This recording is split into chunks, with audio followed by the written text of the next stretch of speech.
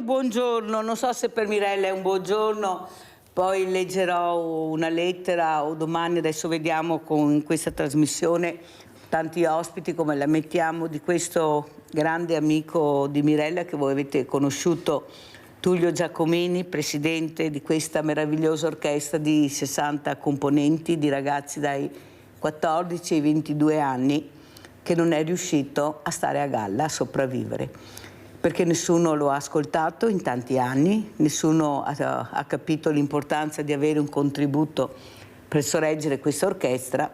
Poi ci domandiamo perché abbiamo questi ragazzi per strada, anche pochi magari rispetto a quelli bravi. Come abbiamo detto ieri, quanto importante è la cultura per cercare anche di superare quell'asticella di degrado anche psicologico che hanno questi ragazzi, e questo è il risultato. Allora io ringrazio e saluto l'avvocato Gianluca Ascione di essere qui con noi, grazie avvocato. Vediamo se è collegata anche la dottoressa Lorella Crema, coordinatrice scuola dell'infanzia, eccola qua, buongiorno. Buongiorno. E grazie di essere qua anche lei, perché è molto importante, parleremo appunto di ragazzi, l'importanza della cultura, dell'insegnamento, di cercare di dare delle regole fin da piccoli, proprio con la cultura a 360 gradi, e invece poi ci ritroviamo con questi risultati. Fa notizia questa maestra, le foto della maestra, quei problemi che abbiamo nelle scuole. Allora partirei proprio da lei, Lorella Crema, cosa ci dice? Prego. In merito a? In merito alla scuola, questo tourbillon tutti i giorni con questo insegnante, con le foto, si discute, genitori a favore, genitori contrari, così anche per gli insegnanti, prego, e la scuola e i giovani in generale, prego. Allora, non so perché, ma immaginavo che ci fosse un po' questo tema, visto che per diverso tempo sta tenendo banco anche nei media, nei giornali, eccetera. Allora le faccio semplicemente una domanda. È vero che ciascuno di noi nella propria vita privata può fare ciò che vuole, ma lei sarebbe serena se dovesse andare a togliere l'appendicite e prima di entrare in ospedale bevesse un buonissimo e freschissimo spritz con il suo cardiochirurgo? No, continui, poi io le rispondo, perché abbiamo anche un avvocato qua, l'ospite dovrebbe, vabbè, comunque andiamo avanti poi. E anche perché io sono dell'idea comunque che si educa non solo con quello che si fa, quindi quando qualcuno dice io sono bravissima nel mio lavoro, cosa vuol dire? Cosa si intende essere bravissimi? Si educa con ciò che si è, non semplicemente con il gesto, perché il gesto è un prolungamento della propria emozione, del proprio fare, del proprio sentire, del proprio essere docente.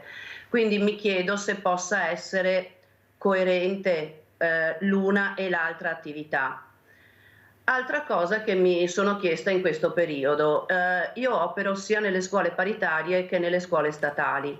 Nelle scuole statali a inizio anno ogni docente, e solo se lavora a regime di part-time, quindi se ha del tempo da dedicare al lavoro oltre a quello che è normalmente l'orario settimanale di lavoro, per poter attivare altre attività deve chiederne la possibilità al dirigente scolastico, il quale verificherà che le altre attività non siano né in contraddizione, né ledano il tempo anche del riposo, né siano proprio contrastanti con l'azione educativa o altra attività che venga proposta dallo Stato.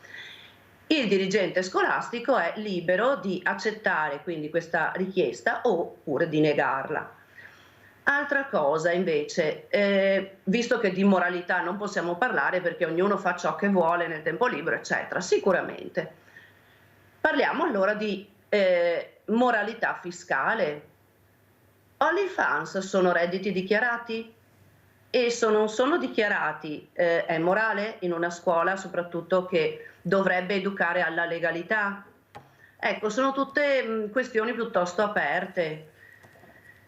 Io probabilmente faccio parte di quella generazione in cui, come diceva lei Mirella, la cultura, dove per stabilire la cultura dobbiamo veramente chiarirci in termini.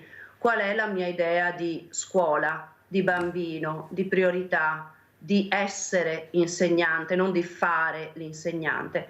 Quindi sono tutte questioni aperte e molto delicate. C'è di fondo la coerenza, sicuramente, e la responsabilità, quei valori che purtroppo da tempo noi stiamo quasi denigrando, perché in virtù del faccio quello che voglio, poi semplicemente mi viene da dire ho letto, ma spero siano delle coloriture, perché anche il linguaggio usato da questa insegnante quando narra il faccio quello che voglio anche con vocaboli piuttosto scurrili, ecco, non so se rappresentino proprio l'etica professionale, la cura anche al linguaggio, perché quando noi ci rapportiamo, ci relazioniamo con gli adulti, con i genitori, ma soprattutto con i bambini, dobbiamo aver cura anche del linguaggio. Quindi ecco, tutte questioni che un po' raccontano il mio percepire. Ecco, probabilmente verrà tacciato come obsoleto, antico, anacronistico, eccetera, però mi dispiace, non mi sento partecipe di quella cultura edonistica, ecco, in cui Allora, la ricerca grazie di puro piacere. veramente Crema, perché io volevo rispondere dopo dall'avvocato, ma ho paura che qualcuno poi mi dice ha sentito l'avvocato e ha risposto, perciò avvocato Scione la prego mi faccia rispondere, perché davanti alle telecamere può succedere di tutto quello che pensano a casa. Allora, siccome che Lorella Crema mi ha fatto una domanda, è giusto che io risponda. Allora, io so che quasi sempre sono d'accordo con lei e anche questa mattina, però un 50 e 50. Allora, il 50% che sono completamente d'accordo con lei è l'esempio e i valori e il rispetto della persona, di se stessi e di quello che fai. Però poi ho un altro 50%, Crema, lo dico anche all'avvocato, che è quello cosa riescono a vedere i bambini collegandosi nelle chat con internet, su Google, chi ne ha più TikTok, chi ne ha più ne metta. Allora dico, allora qui sei bacchettona, però dopo il tuo ruolo finisce perché lui è libero, questo ragazzino, questo bambino con questo strumento che è una bomba, veramente una bomba, specialmente con un'età dove stai crescendo, non sei ancora formato, devi capire tante cose, che io ti do in mano. Allora condanno l'insegnante, però poi ti do uno strumento che tu puoi fare vedere quello che vuoi. E qua casca il pero, Crema. Allora, dove sta la verità, avvocato Ascione? Ma io non so, posso esprimere così un mio giudizio molto personale.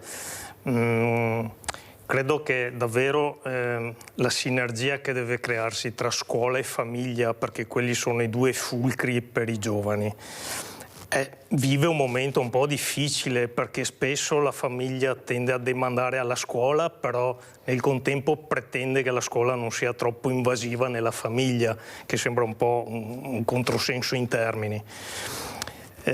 Forse bisognerebbe, ecco, riuscire a ritrovare un po' un equilibrio nelle cose. Diceva anche prima la dottoressa Crema, oggi si tende a confondere, secondo me, il principio di libertà con posso fare quello che voglio, non esistono soprattutto conseguenze quando io faccio un'azione. E secondo me è anche un po' la percezione che hanno i giovani, ma ovviamente i giovani hanno avuto dei modelli, degli esempi a cui si approcciano. Ecco, in questo senso forse dovrebbero essere, ecco, innanzitutto gli adulti a darsi una regolata, nel senso, non è che necessariamente, si parlava prima magari di moralità ed etica, non necessariamente tutti i comportamenti devono essere normati, no? Allora, se questo si può fare, questo non si può fare. A volte bisogna avere quel minimo di buonsenso, che però io ho sempre pensato questo, che purtroppo i social in questo non aiutano, perché non c'è una capacità di usarli con equilibrio. Quindi ecco, in questo senso sì, dovrebbe esserci, anche se mi rendo conto che è difficile trovare una quadra tra ruolo dell'insegnante e ruolo della famiglia. Sicuramente bisogna intervenire. Sicuramente bisogna intervenire, anche perché questi bambini, ecco, non controllati e i ragazzi stanno alzando un po' l'asticella, un po' troppo l'asticella, perché saranno anche piccolini, ma sanno tanto sono minore. Qual è il problema? Più di tanto non è che possono farmi senza capire che 1 più 1 più 1 più 1, poi quando hai 18 anni paghi le conseguenze di tutto quello che hai fatto, giusto avvocato? Questo non lo dice nessuno, ma lo dico io in trasmissione, tanto per far capire che non funziona così se ce n'è qualcuno che ci ascolta, perché poi paghi tutto. Tu pensi che sia tutto semplice e facile, ma non è. Perché non si spiega veramente bene anche nelle scuole questo passaggio? È vero che adesso non ti posso punire più di tanto, però tu continua così e vedrai che la punizione severa arriverà. Prego, avvocato. Ma guardi, io posso fare un esempio in casa, diciamo. Io ho 2 nipoti, uno è maggiorenne, uno ha appena fatto i 14 anni, e ricordo che un giorno, parlando insieme a lui, gli ho detto: guarda, tu adesso sei diventato un po' più grande, non hai ancora 18 anni, certe cose non le puoi ancora fare, però da oggi ricordati che cominci a essere responsabile delle tue azioni, non è solo quello che ti fanno fare mamma e papà. Tu adesso, per parolone, per la legge, cominci a essere responsabile delle azioni che fai. Se sbagli, sei tu che paghi, non è che paga mamma o papà. Ecco, quindi senza voler essere, come dire, bacchettoni o fare la figura dell'autorità che si impone, fare capire che siamo in un contesto sociale, quindi formate da tante persone diverse, e che bisogna mediare nei comportamenti e nelle relazioni. Ecco, quindi, ecco, purtroppo a scuola io ho questa piccola esperienza personale. Io ho cominciato ad andare nelle scuole dopo aver scritto il libro che racconta la storia di Cristina Pavesi. E poi ne parliamo? Bene. Che c'è questo ricordo anche. Sì, e purtroppo noto che quando c'è magari la disponibilità di andare a parlare ai ragazzi di queste tematiche, quindi mafia, eccetera, la scuola tende sempre a un po' alzare le barricate, nel senso di dire sì, bella l'iniziativa, ma poi ci porta via tempo, già abbiamo poco tempo, tocca cedere le ore, bisogna fare una serie di carte burocratiche e alla fine vedo che si smorza un po'. Quindi a volte, come dire, dare un po' più di spazio e credere che l'educazione civica non sia tempo perso. Quindi importante la matematica, Bravissimo. L'inglese, l'italiano. La didattica, tutto rispetto, però anche l'educazione civica fa parte della formazione delle persone. Sentiamo dottoressa Crema come commenta queste parole che abbiamo detto, prego. Beh, tanto di cappello, perché mi dà un assist meraviglioso, nel senso, dovremmo davvero recuperare il ruolo di ciascuno, in cui la scuola torni a fare la scuola con la sua anche autorevolezza educativa, ma la famiglia ha il dovere di tornare a fare la famiglia, il genitore ad essere, e qua è una definizione anche profonda, l'adulto di riferimento. Noi ci troviamo specialmente alla scuola dell'infanzia, dove i genitori spesso sono anche di giovane età, di fronte ad adulti che ancora non hanno ben compreso il loro ruolo genitoriale, la loro responsabilità educativa. Le faccio un esempio. Stiamo godendo, tra parentesi, di un bando anche cospicuo da parte della Regione Veneto, i primi 1000 giorni di vita, in cui vengono proposte un'infinità, cioè veramente un sacco di proposte di formazione, di accompagnamento, di momenti anche di condivisione, di confronto con i genitori in varie situazioni, dal momento proprio del concepimento fino al 4º anno di vita. Sembra di doverli rincorrere. Sembra di dover rincorrere il genitore. C'è un astensionismo dalla responsabilità di cui prima parlava l'avvocato, cioè proprio, e mi ha fatto venire in mente quel momento la mia nonna quando diceva: sta ben attenta perché chi rompe paga e i cocci sono suoi. Adesso è proprio passata l'idea di vabbè, chi rompe pazienza, punto. Ma mi dispiace anche perché faccio parte di quella generazione di genitori adulti ormai quasi e speriamo alle soglie di diventare nonni, in cui dobbiamo fare anche un mea culpa, perché tanto è vero che prima dicevo che nella scuola educare si educa con l'esempio, tanto più genitori si è attraverso l'esempio. E quindi mi dispiace, però tante volte vediamo arrivare, e alla scuola dell'infanzia, prima tu dicevi Mirella, diamo in mano i cellulari, i tablet ai ragazzi, ai bambini.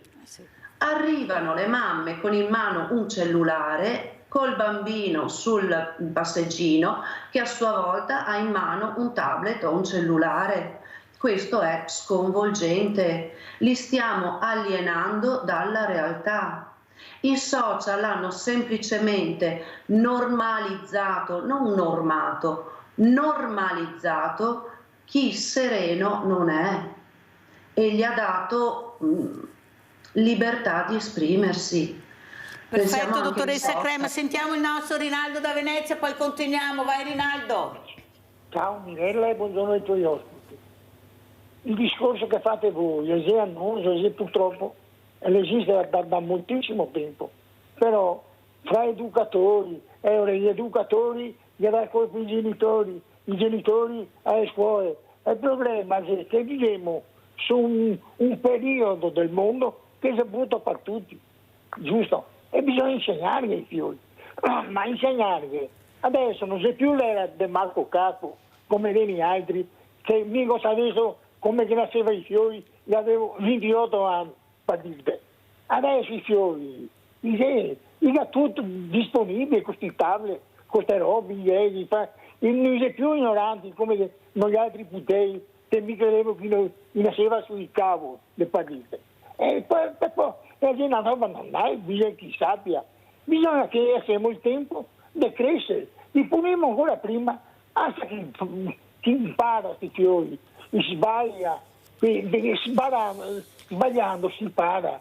I consigli, non potremmo dare consigli agli altri con gli esempi che vediamo, e poi che ti vedi chi mi propone questi telefonini, tutto da vendere, basta che ti compri, e fa male, però fa pubblicità che siamo i migliori al mondo, ma siamo lì a parlare di robe che l'educazione non interessa più a nessuno, adesso i soldi e basta, pur chi venda i fiori diventa così. Mi sono andato all'asilo, avevo 3 anni, nel 46, va bene. Quando entrai nelle suore, venivamo dalle suore a Santa Fonai, se passiamo il seno della croce e la salutaimo questa suora. Mi ricordo ancora perché mi ha insegnato tante robe, ma ascoltarlo finché eravamo a... Quando eravamo fuori non ci ricordavamo quasi più, però siamo cresciuti bene. Non avevo avuto influenza, e neanche... Adesso purtroppo così è tutto. Gli altri non siamo diventati come i fiori di adesso, perché non avevamo l'opportunità di fare queste robe. Adesso Olivia è su un altro mondo, è un'altra era. Bisogna insegnare in base all'era che avevamo. Marco Cacco, lasciamo perdere, gli altri vecchi, cosa tutto che gli insegniamo ai fiori. Dobbiamo insegnare. Sì, potremmo insegnare quello che vuole, ma non c'è il tempo giusto, non c'è il momento giusto. Grazie Rinaldo, fammi andare avanti perché ho anche tanti video, anche parlare anche di un ricordo importante del 21 marzo, poi parleremo con l'avvocato Ascione, però la mia domanda alla dottoressa Crema è anche questa: ma è veramente così difficile fare il genitore magari con un figlio solo o 2? Una volta come facevano a fare i genitori che avevano 10-12 figli, una famiglia veramente numerosa, poco da mangiare, poco da vestire, per non dire quasi niente? Guardate che ci sono nonni che hanno provato la miseria, che non è la povertà, è ancora peggio. Eppure veramente crescevano questi ragazzi, ecco, in modo anche autorevole, a volte anche autoritario. Però crescevano questi ragazzi. Io non ho ricordi di aver sentito un ricordo di queste persone, sì che parlo con loro, quelle che abbiamo ancora la fortuna di avere, che era difficile fare il genitore. Allora, dottoressa Crema, è difficile oppure non vuoi fare il sacrificio di ascoltare, di importi, perché è più facile dire sì che dire no? Perché il no va spiegato molto bene più del sì, perché il sì è sì, ma il no, perché no? Ma se tu spieghi a questo bambino, che lo dico sempre, dottoressa Crema, inizia appena parla a chiedere perché, perché è curioso, vuole capire. Se tu già da piccolo inizi a spiegare i sì e no, vedrai che a 10-12 anni farai molta meno fatica e forse dirai non è così difficile fare il genitore. Prego, dottoressa Crema. Allora, fortunatamente ho iniziato a fare appunto questi percorsi dei 1000 giorni con i genitori e le fatiche che emergono, perché giustamente quali sono i genitori che vengono a confrontarsi, a farsi delle domande? Sono i genitori che comunque si sono resi consapevoli, hanno interesse, hanno messo il bambino e l'educazione del bambino al centro. E le loro fatiche nel raccontarsi era proprio questo, il cambiamento del contesto. Io racconto sempre che quando ero ragazzina, ma fino a quando sono stata adolescente, siamo cresciuti con io la chiamo sempre la pedagogia del cortile. Perché? Perché c'era continuità, c'era prossimità, c'erano le zie, c'era la mamma, ma c'era anche la nonna. C'erano gli amici, ti misuravi, non c'era il giudizio e se c'era una valutazione c'era anche da parte del ragazzino o del genitore l'umiltà di accogliere la valutazione, una sottolineatura di altri. Adesso il giudizio ti viene proprio dai social, infatti alcuni genitori proprio in tema di device dicevano è difficile, anzi è quasi eroico scegliere di crescere i bambini almeno fino a 7-8 anni senza l'uso di cellulari, tablet o altri supporti multimediali. Perché? Perché tutto il contesto ti giudica anacronistico, ma come? Non gli permetti di usarlo? Quando mi accodo ancora a quello che diceva prima l'avvocato, ci fermiamo sul fare e non sull'educare, sull'essere, quindi ci lasciamo sostituire da questi supporti multimediali piuttosto che essere genitori. Lui diceva che è difficile andare nelle scuole ed è così purtroppo da 0 a 30 anni con i ragazzi, anche con i bambini piccolissimi. Perché? Perché è molto più facile fermarsi alle discipline. È molto più difficile accompagnare il futuro, i giovani ragazzi a essere, a divenire, a prendere consapevolezza. E educare vuol dire prendere una posizione, decidere, scegliere e dichiarare cosa vogliamo fare, cosa vogliamo far diventare, aiutare a far diventare questi ragazzi. E poi mi piace anche una sottolineatura che spesso il referente pedagogico della FISM ci ricorda. Noi dovremmo non prendere e costruire i giovani adulti, ma fornirgli gli strumenti per diventare la miglior versione di se stessi. Quindi dobbiamo davvero dargli la possibilità, ma se non li esponiamo ai valori, se non li esponiamo alla legalità, all'accoglienza, al servizio. Ieri sera abbiamo fatto una serata con il comune, con il supporto del comune qua di Trevignano, e a fine serata ho goduto di un apprezzamento, di una sottolineatura, perché io dichiaro sempre la mia età, ma non quella anagrafica. E mi piace dire, io ho 38 anni, ma non dico di lavoro, perché lo nomino sempre come servizio. Io ho 38 anni di servizio e questa signora è stato importante sottolineare proprio il servizio, perché è una relazione di servizio. Essere insegnanti, essere anche avvocati, essere anche come te Mirella, è comunque un servizio, perché si è al servizio ed è anche un provare, un tentare di mettere in contatto appunto le persone con quelli che sono i valori. Non possiamo, e tornando allo sgradevole argomento dell'insegnante di prima, non possiamo fermarci al fare, ma dobbiamo esporre ai valori e prendere posizione sui valori. Perché sembra davvero anacronistico dover dire, cioè ti fanno sentire anacronistico, vecchio, Mattusalemme, quando dici ho dei valori. Il valore è provare piacere, punto. Quindi il valore è anche rispettare.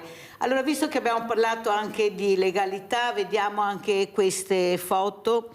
Qualcuno se lo ricorderà, qualcun altro no, ma allora noi rispolveriamo un po' questa polvere.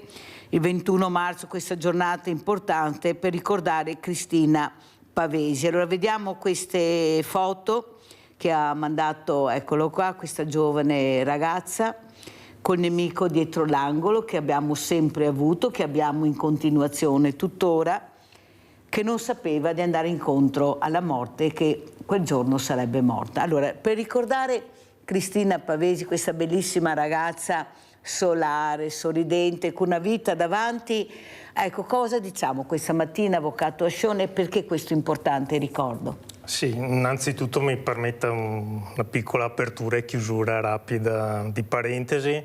Ecco, ricordo che domani è la giornata istituita in memoria e dell'impegno, cita la legge, in ricordo delle vittime innocenti di mafia. Questa non a caso è il primo giorno di primavera. Non è a caso, è stata scelta proprio perché la primavera come simbolo di rinascita, no? In questi giorni vediamo le piante, cominciano, no? I fiori, i colori. Quindi domani verrà a Trapani, si svolgerà la 30ª edizione, dove verranno lette tutti i nomi delle vittime innocenti di mafia che, ahimè, a oggi, magari tanti non lo sanno, ma sono 1101 dall'inizio del Novecento. E ne approfitto a livello territoriale il sabato, poi il 22 alle 5 del pomeriggio, presso la loggia del Palazzo dei 300, l'associazione Libera svolgerà qui da noi a Treviso a livello locale, diciamo, una Io ho manifestazione. avuto ospite più volte, che ringrazio. Bene. Anche. Prego, Avvocato. Ecco, detto questo, io mi sono incrociato con la storia di Cristina, lo racconto sempre durante le presentazioni. È nato tutto un po' per caso, nel senso che non è una storia che avevo cercato. Io un giorno, andando in biblioteca a Treviso, ho visto una targa commemorativa che ricordava appunto il nome di Cristina Pavesi, vittima della mafia del Brenta.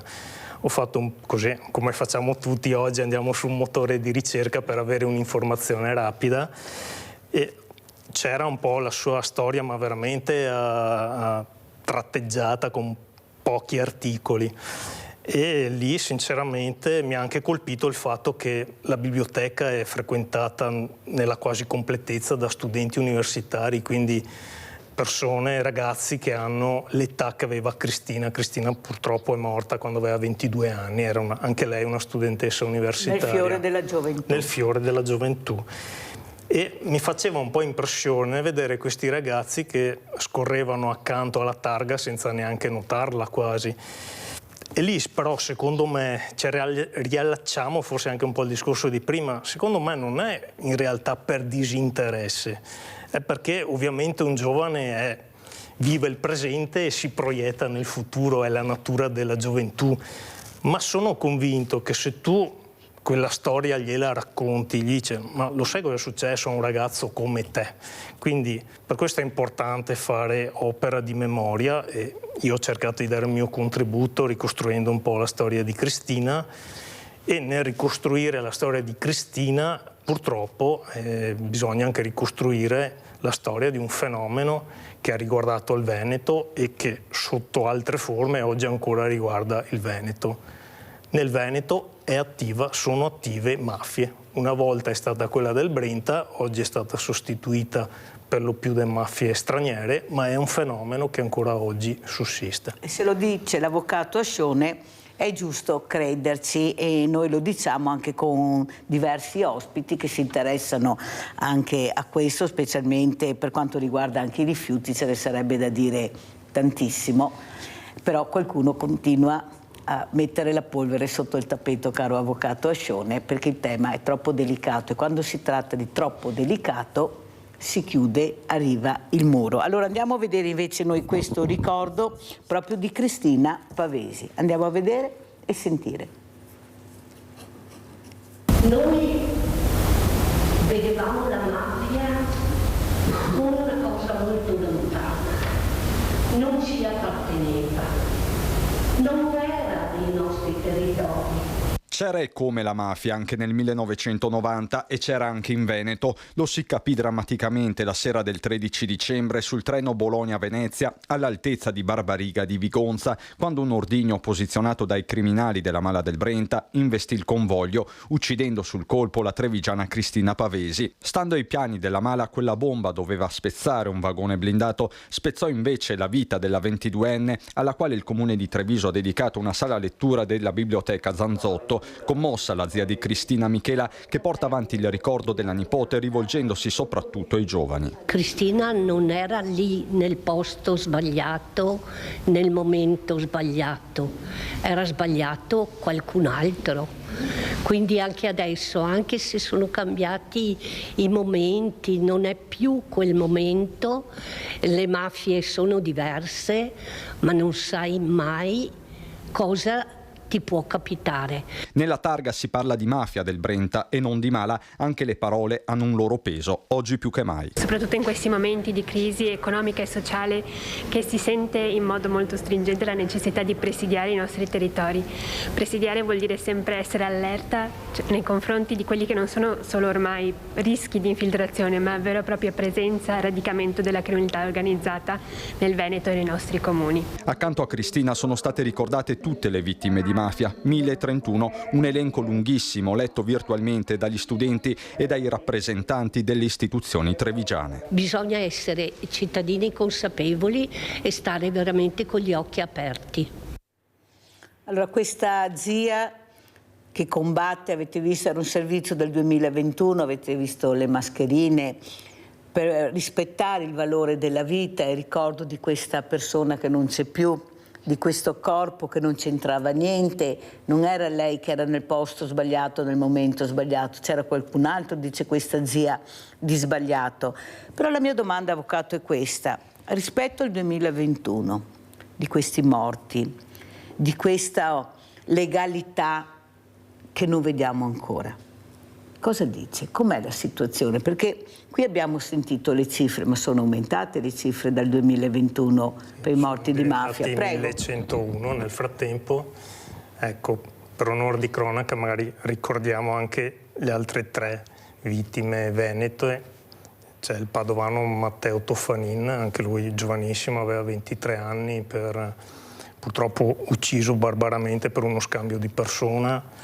C'è un appuntato dei carabinieri, Silvano Franzolin, c'è Marco Padovani che, non superando il trauma di un sequestro, perché ai tempi, all'inizio degli anni '80, erano molto attivi i sequestri e al tempo la banda dei giostrai in combutta con la banda Maniero si era adoperata anche per i sequestri, perché comunque era un modo per la criminalità di avere dei guadagni. E lui, non superando il trauma, poi si è suicidato, ma di fatto, diciamo, il dante causa è comunque attribuibile a chi ha fatto il sequestro, non a lui che ha fatto quel gesto estremo. Ecco, detto questo, certo il tema della legalità sarebbe molto vasto, difficile esaurirlo in pochi minuti. Ecco, credo quello che magari alla gente fa così molto specie probabilmente è la certezza della pena. Io credo che sia quello che nell'opinione pubblica spesso dia fastidio, perché magari l'esito di un processo è fatto di molti tecnicismi che posso comprendere che i non addetti ai lavori magari fanno fatica a seguire. Quello che è meno comprensibile magari è perché, specialmente nei reati più gravi, perché c'è questa sorta di chiamiamolo buonismo nei confronti di chi ha commesso... Di chi delinque? Di chi delinque, di chi ha commesso un reato. Io, guardi, di recente, per esempio, ho incontrato i genitori di Marco Vannini. Marco Vannini è quel caso, penso l'abbiamo un po' seguito tutti, quel ragazzo ucciso nella vasca da bagno da quello che doveva diventare il futuro suocero. Lì parlavo poche settimane fa col papà, lui mi dice l'ex fidanzata, perché poi gli è stata condannata tutta la famiglia, dopo 3 anni ne deve scontare 9 e qualche mese. Lei è già in permesso premio, esce per andare la mattina a lavorare, eccetera, mentre mio figlio non me lo restituisce nessuno. Ecco, forse lì, però chiaramente è un'opinione personale. Sì, è vero che c'è in Costituzione il recupero del reo, però a volte ci si dimentica un po' troppo facilmente del dolore delle famiglie. In supporto a quello che ha detto proprio questa mamma Barbara Rizzotto, che è stata qui, era seduta dove è seduto lei, avvocato, che ha perso la figlia e la nipote in un incidente stradale gravissimo, Sara e Jessica, che non se li ricorda, queste 2 ragazze in autostrada, ecco, che hanno veramente trovato nella loro strada questa persona che non si è neppure fermata, ubriaca, che è scappato, eppure è già libero. E lei dice quello che ha detto lei, avvocato: io so che se anche questa persona avesse preso l'ergastolo, mia figlia e mia nipote non tornerebbero più, però la certezza della pena sì. Se sono 7 anni, fatemi fare i 7 anni. Perché questo buonismo, questi sconti?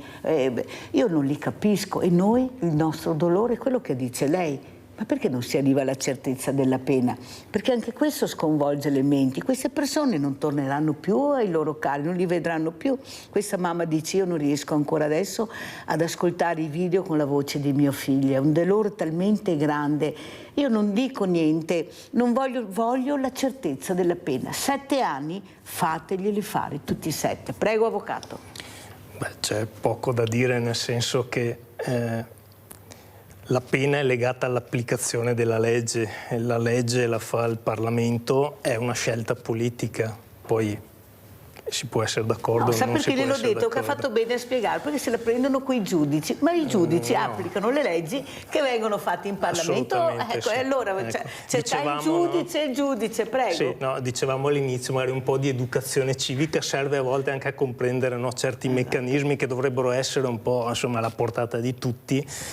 Oggi, specie coi social, no, si tende a parlare sempre per slogan, perché comunque informarsi è fatica. Però le cose stanno così, il magistrato applica la legge, certo in un arco discrezionale, ma lui comunque ha i paletti dato dalle norme. Le Ma sa norme perché gliel'ho detto, avvocato? Perché l'opinione pubblica tende sempre a prendersi con l'ultimo della catena, nel senso, se siamo diventati così è colpa di quelli che hanno abusato un po' troppo quando non potevano farlo, perciò il povero diventa il colpevole se adesso è povero.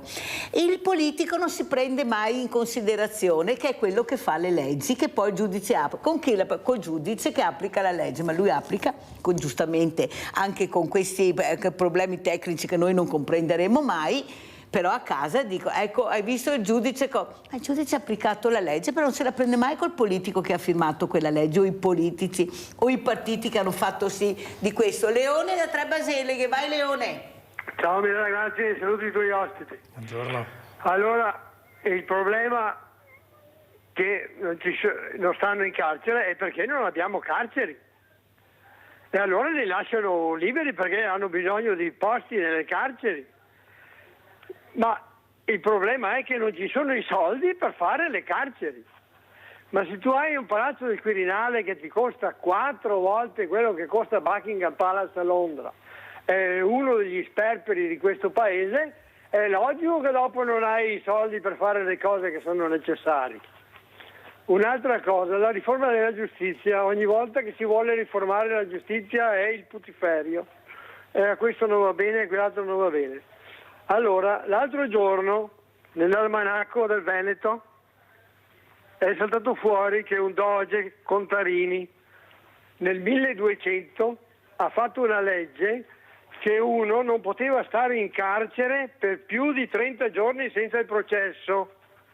Nel 1200, e tu ringrazia la Repubblica Italiana che la gente viene scarcerata perché passano anni che non hanno il processo.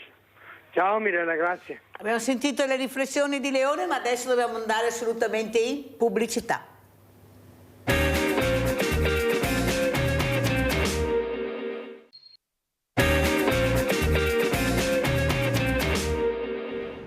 hanno donato al collega 1.500 ore di ferie, corrispondenti a circa 10 mesi di stipendio, una banca ore solidale per permettere ad un papà di stare accanto e seguire il proprio figlio di 2 anni affetto da una malattia. Parlo di un'azienda che per sostenere una famiglia che insomma aveva un figlio con problemi di salute ha stimolato i dipendenti a costituire un fondo per garantire 10 mensilità di stipendio per poter permettere ai genitori di rimanere a casa dal lavoro per prendersi cura del proprio figlio.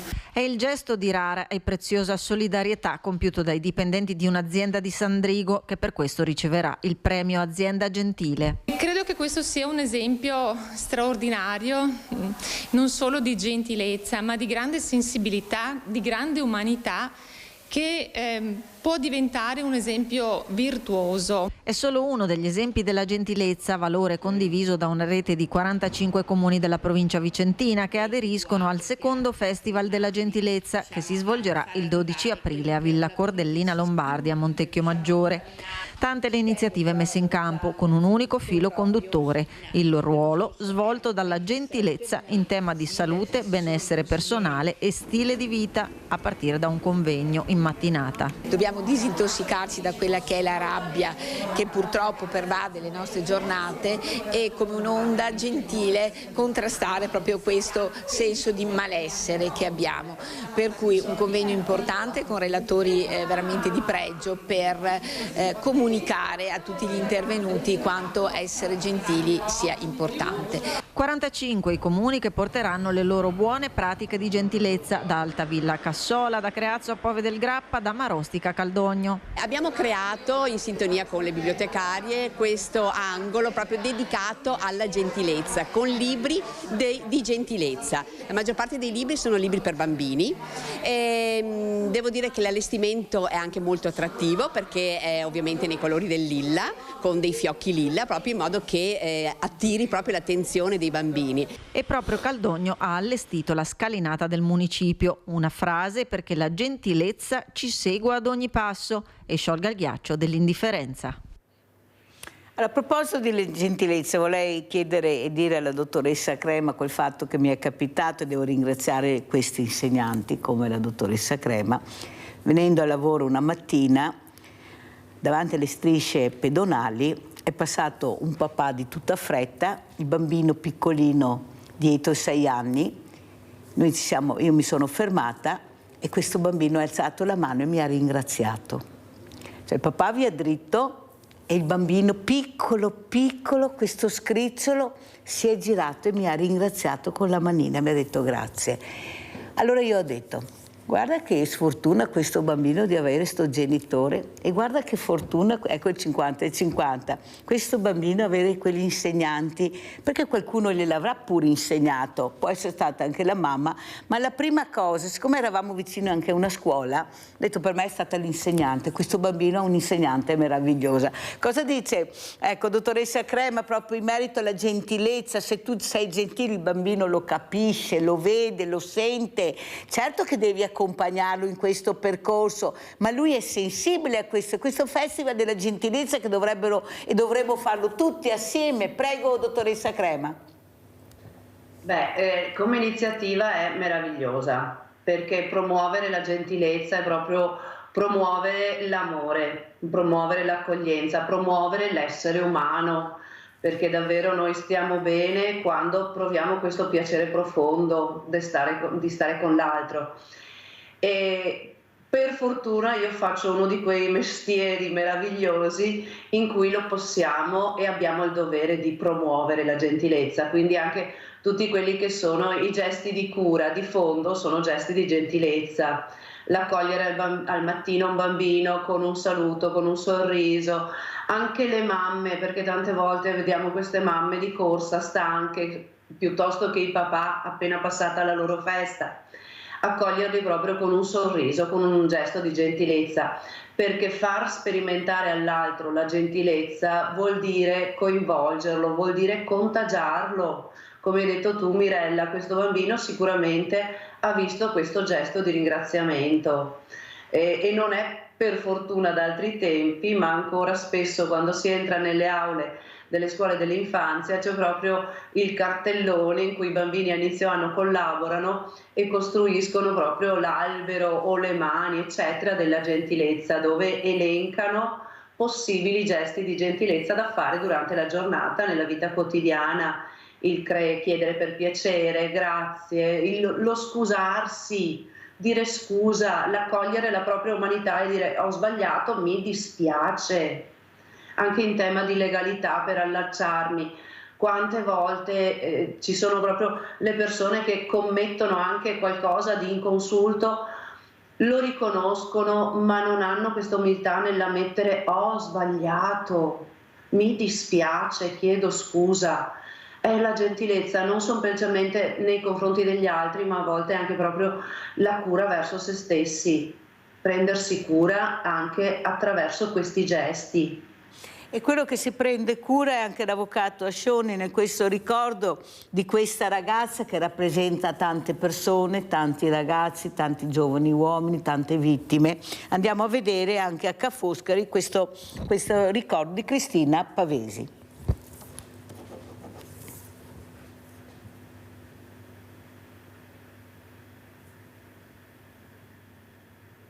Oggi è una giornata splendida, piena di sole e Cristina sarà sicuramente contenta. Cristina Pavesi non può però essere accanto alla zia a ricevere il riconoscimento che gli tributa l'Università di Ca' Foscari, l'università nella quale stava per laurearsi. La sua vita si è improvvisamente interrotta a 21 anni, attorno alle 18:30 del 13 dicembre 1990, all'altezza di Barbariga di Vigonza, su un treno investito dall'esplosione di tritolo innescata dagli uomini della mafia del Brenta per far saltare in aria la porta di un vagone blindato che trasportava 6 miliardi di lire. Oggi Ca' Foscari, in occasione della giornata della memoria e dell'impegno in ricordo delle vittime innocenti delle mafie, ha consegnato un attestato alla memoria alla zia di Cristina Michela, che da anni ne porta avanti il ricordo. Oggi aggiungiamo questo traguardo importante, una tessera importante del mosaico della cultura della legalità che Campolongo già da 30 anni continua a portare avanti. La villa sequestrata a Felice Maniero nel suo comune Campolongo Maggiore è stata intitolata proprio a Cristina Pavesi, un riconoscimento che mitiga solo parzialmente l'ingiustizia di cui, secondo la zia, è stata vittima la nipote. È una vittima senza giustizia perché Maniero e la sua banda hanno avuto 3 mesi di carcere. È stata immolata Cristina per una ragione di Stato. È stato giusto, è stato sbagliato, io non sono in grado di giudicarlo. Certo che se Maniero fosse stato coinvolto nell'omicidio di Cristina non avrebbe potuto usufruire dei benefici di legge. Il fatto che Cristina non abbia avuto giustizia, come ha sottolineato la zia, è un ulteriore elemento di dolore per la famiglia e di riflessione per noi. Quindi l'abbiamo ritenuto un momento molto significativo e anche molto emozionante di quello che è il dovere di un'istituzione. Abbiamo in linea Olga da Verona. Ciao Olga. Sì, buongiorno. Senta, io sono una signora di 76 anni che ha a cuore il problema delle strisce pedonali, perché purtroppo seguo questa cronaca sempre di incidenti e anche mortali da quando mio papà, che adesso è deceduto, stava benissimo, poi è stato investito e è diventato disabile proprio perché l'hanno investito sulle strisce pedonali. Allora, io volevo segnalarvelo continuamente, chissà quante segnalazioni avete avuto, perché vi facciate promotori di intervenire, fare qualcosa, perché so che ieri una bambina di 2 anni insieme alla mamma a Verona sono stati investiti e spesso non si fermano neanche a soccorrere. Io non sono nessuno, però se avete la possibilità di promuovere, segnalare questo problema, ve ne sono grata. Grazie Olga, noi invitiamo questa associazione di Susanna Maggioni proprio che si occupa di questo, di promuovere la sicurezza specialmente per i pedoni, per le biciclette, è in tutta Italia questa associazione, perciò c'è sempre qualcuno che si rimbocca le maniche per cercare di capire l'importanza della sicurezza stradale, soprattutto nell'attraversamento e delle strade pericolose. Grazie Olga. Allora avvocato, noi abbiamo sentito questa zia che ancora adesso non si dà pace perché la giustizia non è arrivata, ma come possiamo vivere in un paese dove il cittadino italiano si pone questo tema? Ma c'è giustizia? Arriverà la giustizia? Oppure non arriverà mai, il sistema è questo e dobbiamo andare avanti così? Perché della certezza della pena mi sembra che litighino per tanto, ma di questa parola certezza della pena, che dovrebbe diventare una legge importante, non ne parla nessuno, eppure siamo in campagna elettorale, eppure anche tempo fa erano tutti favorevoli, poi cala il sipario come al solito e i problemi sono altri. Prego. Mi fa una domanda molto difficile. Intanto approfitto un attimo e non so se ci sta seguendo, ma saluto Michela Pavesi.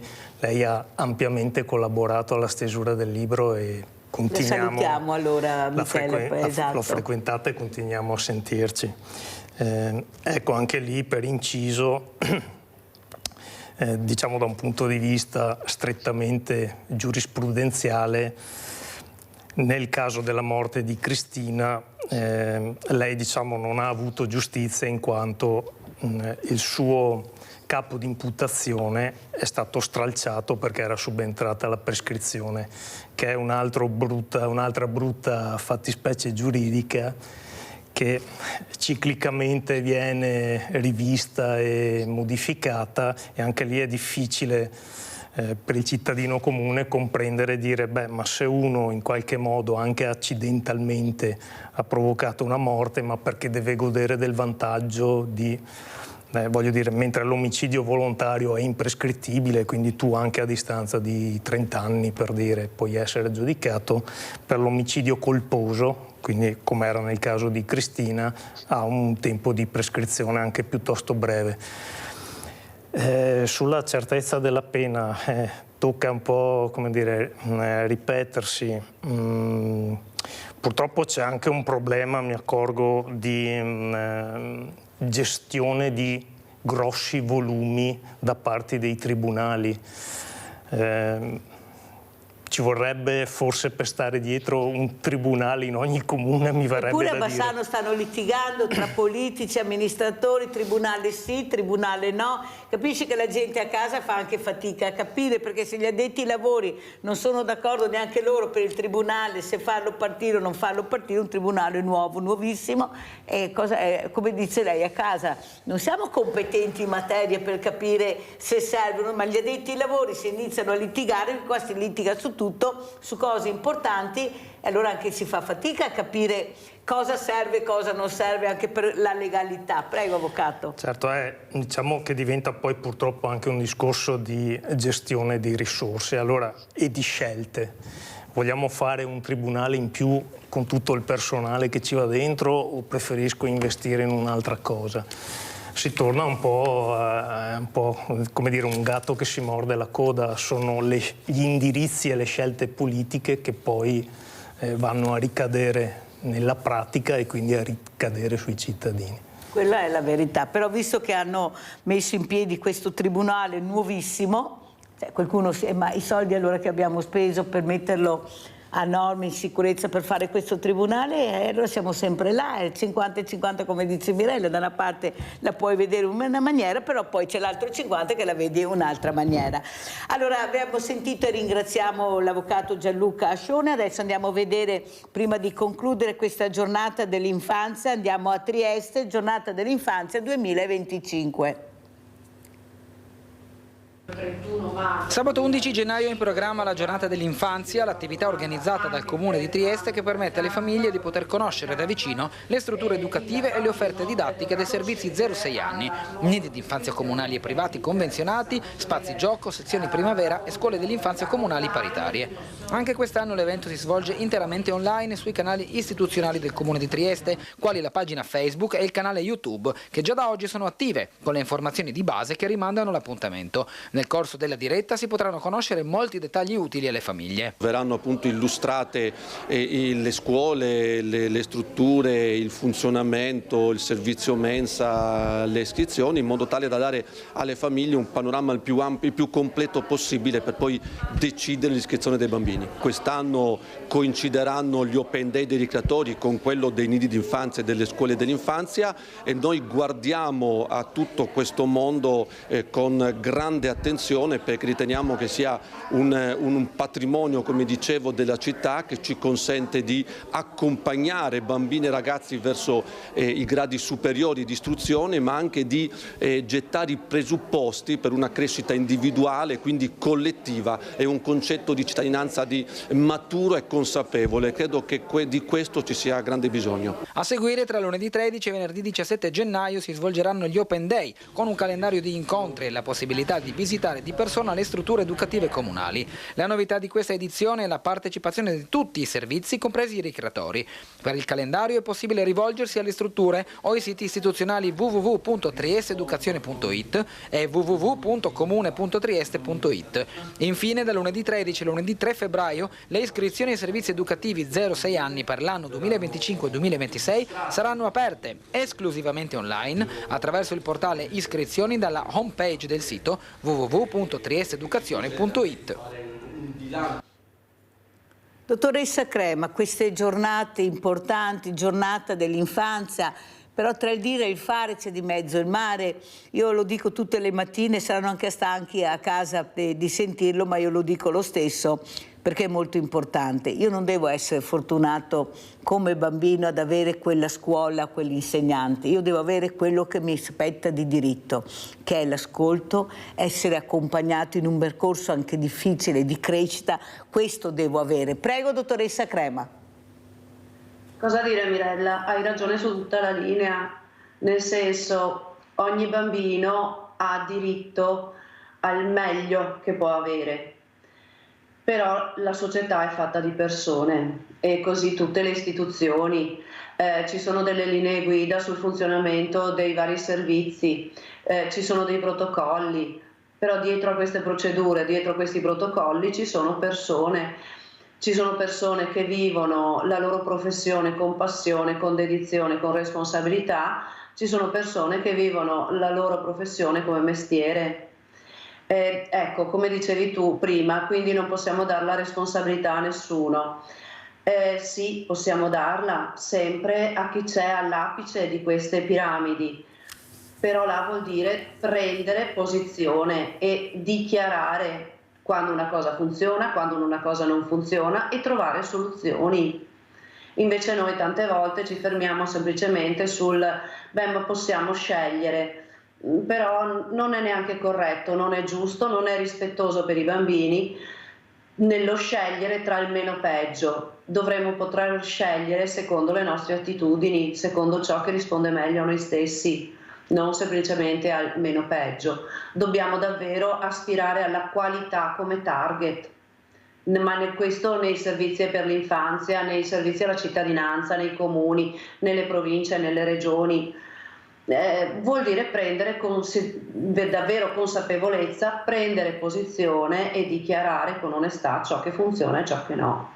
Però grazie alla dottoressa, devo chiudere, purtroppo il tempo è volato. La dottoressa Lorella Crema, coordinatrice scuole infanzia, di essere stata con noi, buon lavoro veramente dottoressa da parte nostra. Mentre ricordiamo con l'avvocato Gianluca Ascione queste giornate importanti che ci saranno, prego. Sì, allora domani a Trapani diciamo la cerimonia istituzionale e poi sabato, questo 22 alle ore 17 presso la loggia dei Palazzo dei 300.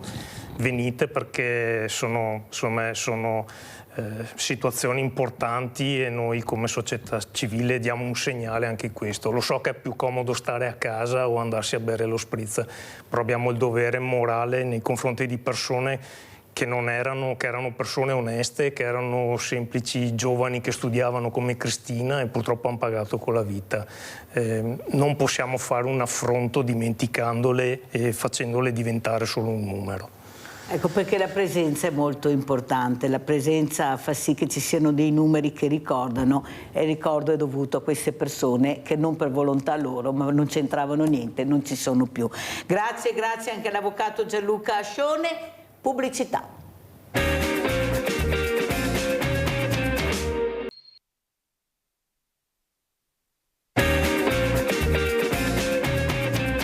E saluto veramente il segretario Will Scuola Giuseppe Morgante di essere con noi. Buongiorno segretario, grazie veramente di partecipare a questa trasmissione assieme al dottor Marco Zabotti, direttore scientifico Beato Toniolo, perciò parleremo di cultura, di giovani, di investimenti, di supporti che bisogna assolutamente fare con la cultura per arrivare ad aiutare questi ragazzi che hanno perso un po' il lume della ragione, segretario, questi ragazzi che magari possono essere anche di creativi, ma sfociano questa rabbia nella maniera più sbagliata che ci sia, ma perché non c'è qualcuno che gli dice alt, vieni con me, che cerchiamo di fare un percorso diverso.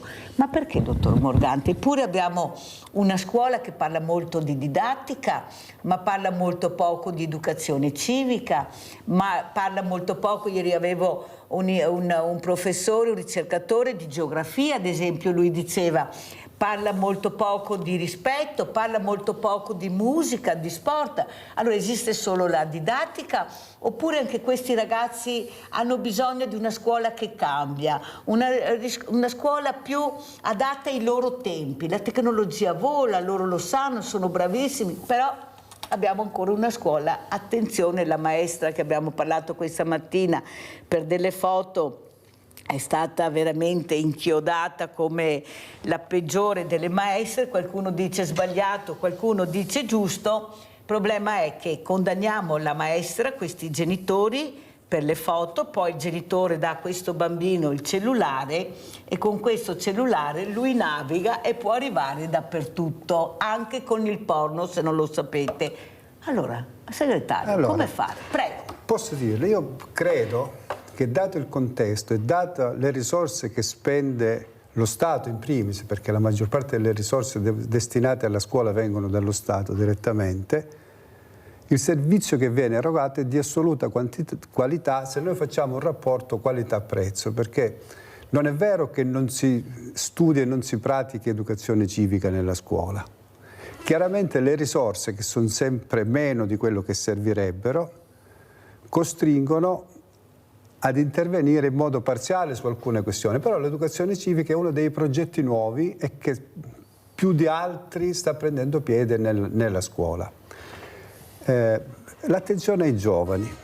Io credo che la scuola sia oggi uno dei posti più sicuri dove i nostri giovani possono frequentare, possono rimanere, perché se noi andiamo a vedere il numero di ragazzi, di bambini che sono ogni mattina a scuola e il numero di episodi di violenza, per esempio come Will Scuola, abbiamo fatto un sondaggio di cui avete anche dato molto risalto, a cui avete dato molto risalto anche voi, e uno dei problemi più grandi che veniva fuori nei giovani, e questo è un risultato incredibile se ci pensiamo, era il problema del bullismo, cioè i giovani che rispondevano vivevano come problema il bullismo. È straordinario come ci ha sorpreso tutti e stiamo investendo molto come sindacato, ma anche le scuole sempre di più stanno intervenendo su questo. Adesso faccio un salto alla manifestazione che state organizzando per il 13 aprile. Ecco, quello è la migliore risposta al bullismo, cioè il volontariato, l'associazionismo è la migliore risposta che si può dare e la scuola non si sottrarrà a questo. Infatti io sto, come dire, molto pubblicizzando la vostra iniziativa nelle scuole, spero che ci possa essere una partecipazione massiccia. Tanti mi hanno assicurato che se non riusciranno a organizzare dei pullman, perché abbiamo una burocrazia opprimente, che le assicuro, perché per prenotare un pullman per una scuola e per un accompagnatore ascoltate bene quello che dice il dottor Morgante. Ci vogliono mesi di preparazione, cioè, sembra incredibile ma funziona così. Comunque la scuola assicurerà come sempre la sua partecipazione, anche perché molti dei giovani che saranno presenti il 13 sono dei ragazzi e dei giovani che frequentano la scuola, quindi saremo presenti tutti insieme e continueremo insieme a supportare i giovani, perché non è demagogia, è un bisogno. Poi Vede segretario, io la ringrazio per quello che ha detto e per il supporto che cercherà di dare anche a queste persone, anche a questi genitori che hanno perso i loro figli. Ci saranno in incidenti stradali, per cause di lavoro, che si sono rimboccati le mani, che hanno creato queste associazioni proprio per non diventare invisibili, però sono assieme. Quello che però non riesco a capire e sono stata io a volere questo villaggio delle associazioni, segretario, perché io ho tantissime associazioni di volontariato, io cerco di invitarle quasi tutte, vado alla ricerca perché sono sconosciute, non si conoscono, conosciamo le solite note, ma le altre che sono tutti i giorni in prima linea, che danno il contributo non ci sono. Ma quello che mi spaventa è sentire che nessuno ha ragazzi giovani che fanno i volontari. Non abbiamo i volontari giovani, sono tutti diversamente giovani, sono tutti preoccupati perché chissà come finiranno, non abbiamo più le risorse, non ce la facciamo più. E poi vedo questo mondo di ragazzi, perché io li vedo i ragazzi, saranno anche pochi per carità, ma ci sono. Allora dico, segretario, mi ascolti bene le mie parole. Perché dopo tanti anni che queste associazioni vanno nelle scuole, cercano di far capire l'importanza del volontariato, chi sono, non abbiamo la risposta? Allora c'è qualcosa che non va, c'è qualcosa nell'anello della catena che non unisce, perché sono anni che noi sentiamo la lezioncina in classe, sono questo, faccio questo. Per carità, qualcuno sarà anche interessato, ma i numeri sono numeri, non abbiamo più i numeri. E sono preoccupata perché anch'io faccio volontariato, anch'io sacrifico. E dico, ma cos'è sta storia? Ma come mi fate vedere i ragazzini fuori della scuola, che non vanno a scuola, non sono a casa, ne fanno di tutti i colori, pochi. Poi mi fate vedere un mondo di ragazzi bravissimi, però che non arrivano al volontariato, se non pochissimi. Allora bisogna unire le forze. Bisogna chiamarli. E dove chiamiamo? Chi chiamiamo? La scuola. Ma come faccio a chiamare la famiglia? Segretario, quando abbiamo sentito la dottoressa Crema che ripresenta Scuola Infanzia che dice non abbiamo i genitori, anche quelli giovani non ascoltano, non partecipano, non vengono, allora mi devo rivolgere alla scuola, ma sono anni che tento di rivolgermi alla scuola e la scuola non partecipa, se non dirottata dalla politica. Qualche volta mi scusi Morgante, ma lo devo dire perché capisce che non sono mica una che sta zitta. Allora se la politica mi supporta, il progetto che porto avanti, arrivano i ragazzi, allora ci sono i pullman, c'è tutto. Se la scuola questo progetto non gliene può fregare di meno perché non è lei, oppure la politica che non l'ha ideato, non l'ha realizzato, oppure il dirigente sensibile che capisce l'importanza del progetto che porto, capisce Morgante che non ce l'ha. Allora cosa ho fatto? Ho detto, vuoi vedere, io vado col sindacato della scuola, perché anche lui che tutela questo bambino, questo ragazzo, ha il dovere di partecipare o di far partecipare, ma è di domenica, perché quando lo devo fare, cioè il villaggio delle associazioni, quando lo devo fare, segretario Morgante, di lunedì, di mercoledì, capisce che non ci stavo più, ma proprio per rispetto di questi volontari che hanno 70, 80, 60, 40, ma non abbiamo i ventenni, i diciottenni, i sedicenni, che per loro sarebbe solo una qualità di vita migliorativa, rispettosa, con valori. Prego, segretario. Sì. Ci arrivano un po' più tardi i ragazzi, ahimè. Se poi quello che lei dice, che a una certa età poi aumenta la presenza, quindi la sensibilità, è che alcune scelte si maturano col tempo e è chiaro che c'è bisogno di continuare su questa strada. perché ritorno sempre alla questione bullismo, che è uno dei problemi più grandi che hanno soprattutto nell'adolescenza. Un antidoto grande al bullismo non può che essere la solidarietà, perché altrimenti non ne usciamo. Quindi sì, come sindacato facciamo proprio questa vostra battaglia, la facciamo nostra e insieme proveremo a risolvere una questione che va risolta, perché, come dire, la scuola, è vero, è il luogo dove si studiano le discipline e si aumentano le nozioni e la cultura, ma è anche il luogo di socialità più grande. Cioè, se noi pensiamo, noi stessi, i nostri figli, i nostri ragazzi, iniziano a 3 anni ed escono dalla scuola a 19, dall'università a 25, ci passano almeno metà del tempo insieme ad altri coetanei. Quindi non c'è occasione più straordinaria per favorire la socialità, l'associazionismo e il volontariato. Per cui dobbiamo superare le pastoie burocratiche che le assicuro avvelenano la vita. Cioè io faccio continuamente assemblee, i nostri docenti sono stanchi non per il lavoro che molti di loro per fortuna amano, sono stanchi da adempimenti che nulla hanno a che vedere con il loro lavoro. E questo dobbiamo superarlo. Cioè, tutti i governi che si susseguono, destra e sinistra, continuano a mettere in primis nei loro programmi la sburocratizzazione.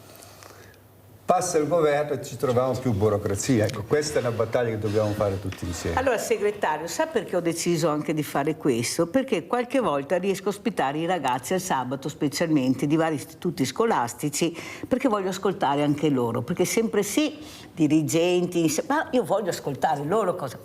Allora ho fatto un test semplicissimo, ho detto ragazzi, in diverse giornate diverse che non si conoscevano tra di loro, ditemi i 3 punti fondamentali della vostra vita, quelli che pensate siano importantissimi per voi. 3 punti mi dovete dire. Li ho lasciati riflettere pochissimo, alcuni erano seduti su quelle poltrone, altri erano vicini a me e qualcuno mi diceva vedrai adesso la tecnologia come arriverà per prima. Hanno messo primo posto, segretario, la famiglia, primo. Secondo posto, indovini, la scuola. Terzo posto, l'amicizia. Io li ho guardati, ho detto qua non abbiamo capito mica niente, Anche perché poi, rifacendolo, loro non si conoscevano tra di loro, non sapevano cosa avevano detto altri ragazzi. Hanno detto le stesse cose. Famiglia, scuola e amicizia. Ma l'abbiamo visto anche col Covid. Dove erano seduti i ragazzi? Nei marciapiedi fuori dalla scuola. Perché quella è la loro famiglia, là trovano l'amicizia, là si sentono protetti. Segretario. Sì, non mi sorprende, io sono uomo di scuola e vivo ogni giorno i ragazzi e questo non mi sorprende perché è chiaro, fa molta notizia il caso singolo, eclatante, ma la stragrande maggioranza dei nostri ragazzi sono di sani principi. Io vivo la scuola tutte le mattine e quindi non mi sorprende per niente. Poi ci sono marginalmente degli episodi che vanno sanati, sì, però per fortuna nostra, e questo ci dà fiducia per il futuro, i nostri ragazzi sono sani e ce li dobbiamo evitare che vadano in derive diverse. Insomma, dobbiamo continuare ad educarli così come stanno facendo le famiglie, la scuola, le associazioni. Insomma, al mio fianco c'è il presidente di un'associazione straordinaria, quindi tutti insieme dobbiamo continuare a far crescere in modo sano questi nostri ragazzi. Però dobbiamo fare squadra, segretario, e là è il problema grande. Dobbiamo unire le forze, perché se continuiamo ognuno col suo campanile più alto, non andiamo. Il ragazzo poi è sensibile, capisce che non siamo uniti. Ma qual è il volontariato serio? Perché dovrei credere a quel volontariato se poi in televisione mi fanno vedere delle cose assurde? Ecco, diciamola così abbiamo risolto il problema. Non ci credo. E dove si avvicina il ragazzino?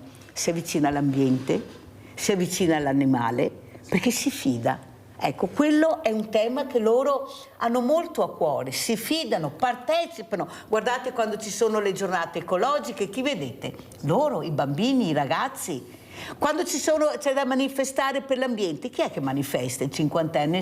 Non penso, sono loro che manifestano anche per i cinquantenni e sessantenni. Delle volte anche con azioni anche criticabili da qualcuno, io no di sicuro. Ma cosa devono fare per essere ascoltati? Perché il futuro è loro ed è questo il futuro che questi grandi sapienti, questo uomo sapiens dà a loro, sono le guerre, le bombe, perché questo è quello che continuano a sentire. Questa rabbia repressa a un certo momento esplode, perché quel ragazzo, il segretario che mi ha detto, ho detto vai a casa tesoro, quest'ora cosa fai ancora qua? Dai, vai a casa. E mi guarda e fa, Mirella, io sono confuso, sai? Ho 2 papà, 2 mamme, 6 fratelli, non so dove andare, non ci conosciamo, sono sempre che litigano. Capisci che io le sento queste parole, le ascolto e guardo questo ragazzo che magari è visto anche come un ragazzo che non ha voglia di fare niente, che non si applica. Vai tu a casa mia, mi ha detto Mirella, scegli tu la casa e poi vedrai. E io cosa dico, segretario, dove lo mando questo ragazzo? La cultura non si investe perché è a pagamento, tu hai i soldi, ti aiuto, e se non hai i soldi dove ti mando? Allora l'associazione, ecco qua, il ruolo fondamentale, il volontariato, perché ne abbiamo, può fare questo. Ma se io non conosco il ragazzo non conosce me per vari motivi, non arriverà mai e io non aiuterò quel ragazzo. Per questo le dico dobbiamo fare, perché questi ragazzi che abbiamo sono sacri, sono preziosi, dobbiamo prenderli tutti, non dire perché noi per le etichette siamo fortissimi, noi per le etichette siamo i numeri 1. Ma noi non dobbiamo giudicare, dobbiamo accogliere il segretario. Questo servirà il villaggio delle associazioni, prego. Sì. Poi la lascio libera, poi so che deve scappare. Sì, purtroppo mi dispiace davvero, non si preoccupi, ha già detto l'argomento è straordinario, ma ahimè devo andare. Ci troveremo un'altra volta. Mi dica. Tutti insieme, il caso che ha dipinto è perfetto. Allora, chi deve accompagnare questo ragazzo? Chi deve evitare di perderlo? Perché il problema grande è che si rischia di perderlo. Perché dietro l'angolo è il nemico. La scuola e le associazioni insieme possono creare quella situazione che la vita gli ha negato, quella di un ambiente familiare o un contesto sociale accogliente che non lo faccia sentire solo, perché è chiaro, quando lei mi dice dove vado, sono solo, non ha un riferimento. Allora la scuola da questo punto di vista non può che essere presente e insieme alla scuola l'associazione, perché la scuola si limita a metà del tempo, poi c'è tutto il resto, quindi le associazioni, il volontariato, l'associazionismo, la solidarietà, cioè come dire, c'è tutto un mondo che se lavora in sinergia produce risultati eccezionali, non c'è dubbio su questo. Io la ringrazio veramente di aver detto questo, segretario, perché è fondamentale, perché anche in questo periodo noi vediamo sono specialmente chi di dovere dovrebbe essere ad ascolto, invece sono tutti in campagna elettorale e questo mi dà molto fastidio perché stanno cercando di prendere i numeri anche toccando dei temi delicati e questo non lo sopporto, specialmente quando mi toccano le fragilità, ma ho il coraggio di dirlo, dico attenzione perché vi stanno strumentalizzando e allora noi invece cercheremo di dare delle risposte tutti assieme perché questi ragazzi abbiano l'ascolto che meritano. Grazie Io la ringrazio, segretario. Ringrazio tranquillo, ci vediamo. Mi dispiace, ma devo scappare. Ha già detto quello che si doveva buona sentire giornata, dire. Grazie e buona giornata anche a lei. Arrivederci. Buongiorno. Allora, dottor Zabotti, cosa ci racconta questi premi, anche lei molto importanti, questi premi che fanno capire la solidarietà, però prima andiamo a vedere questi assegni che sono stati dati, continuiamo a dare il Banco Solidale e poi li commentiamo col dottor Zabotti. L'assegno della grande famiglia di Rete Veneta, che grazie anche quest'anno è in grado di aiutarti e siamo molto contenti. Anche io, grazie mille di tutto. Signora, si sta commuovendo? Sì, ogni volta sono scema, vabbè. È con le lacrime agli occhi che Isabella, a 79 anni, riceve l'assegno che l'associazione Veneti Schiacciati dalla Crisi, grazie ai fondi ricevuti con il 5 per 1000, riesce a dare a cittadini che hanno maggiori difficoltà. Per che cosa userà questi soldi? Per le medicine. Le medicine sono importanti perché ho problemi di stomaco, ho tante patologie lasciamo perdere e questa è. Medicine, visite, è così che Isabella e altre persone impiegheranno il denaro ricevuto.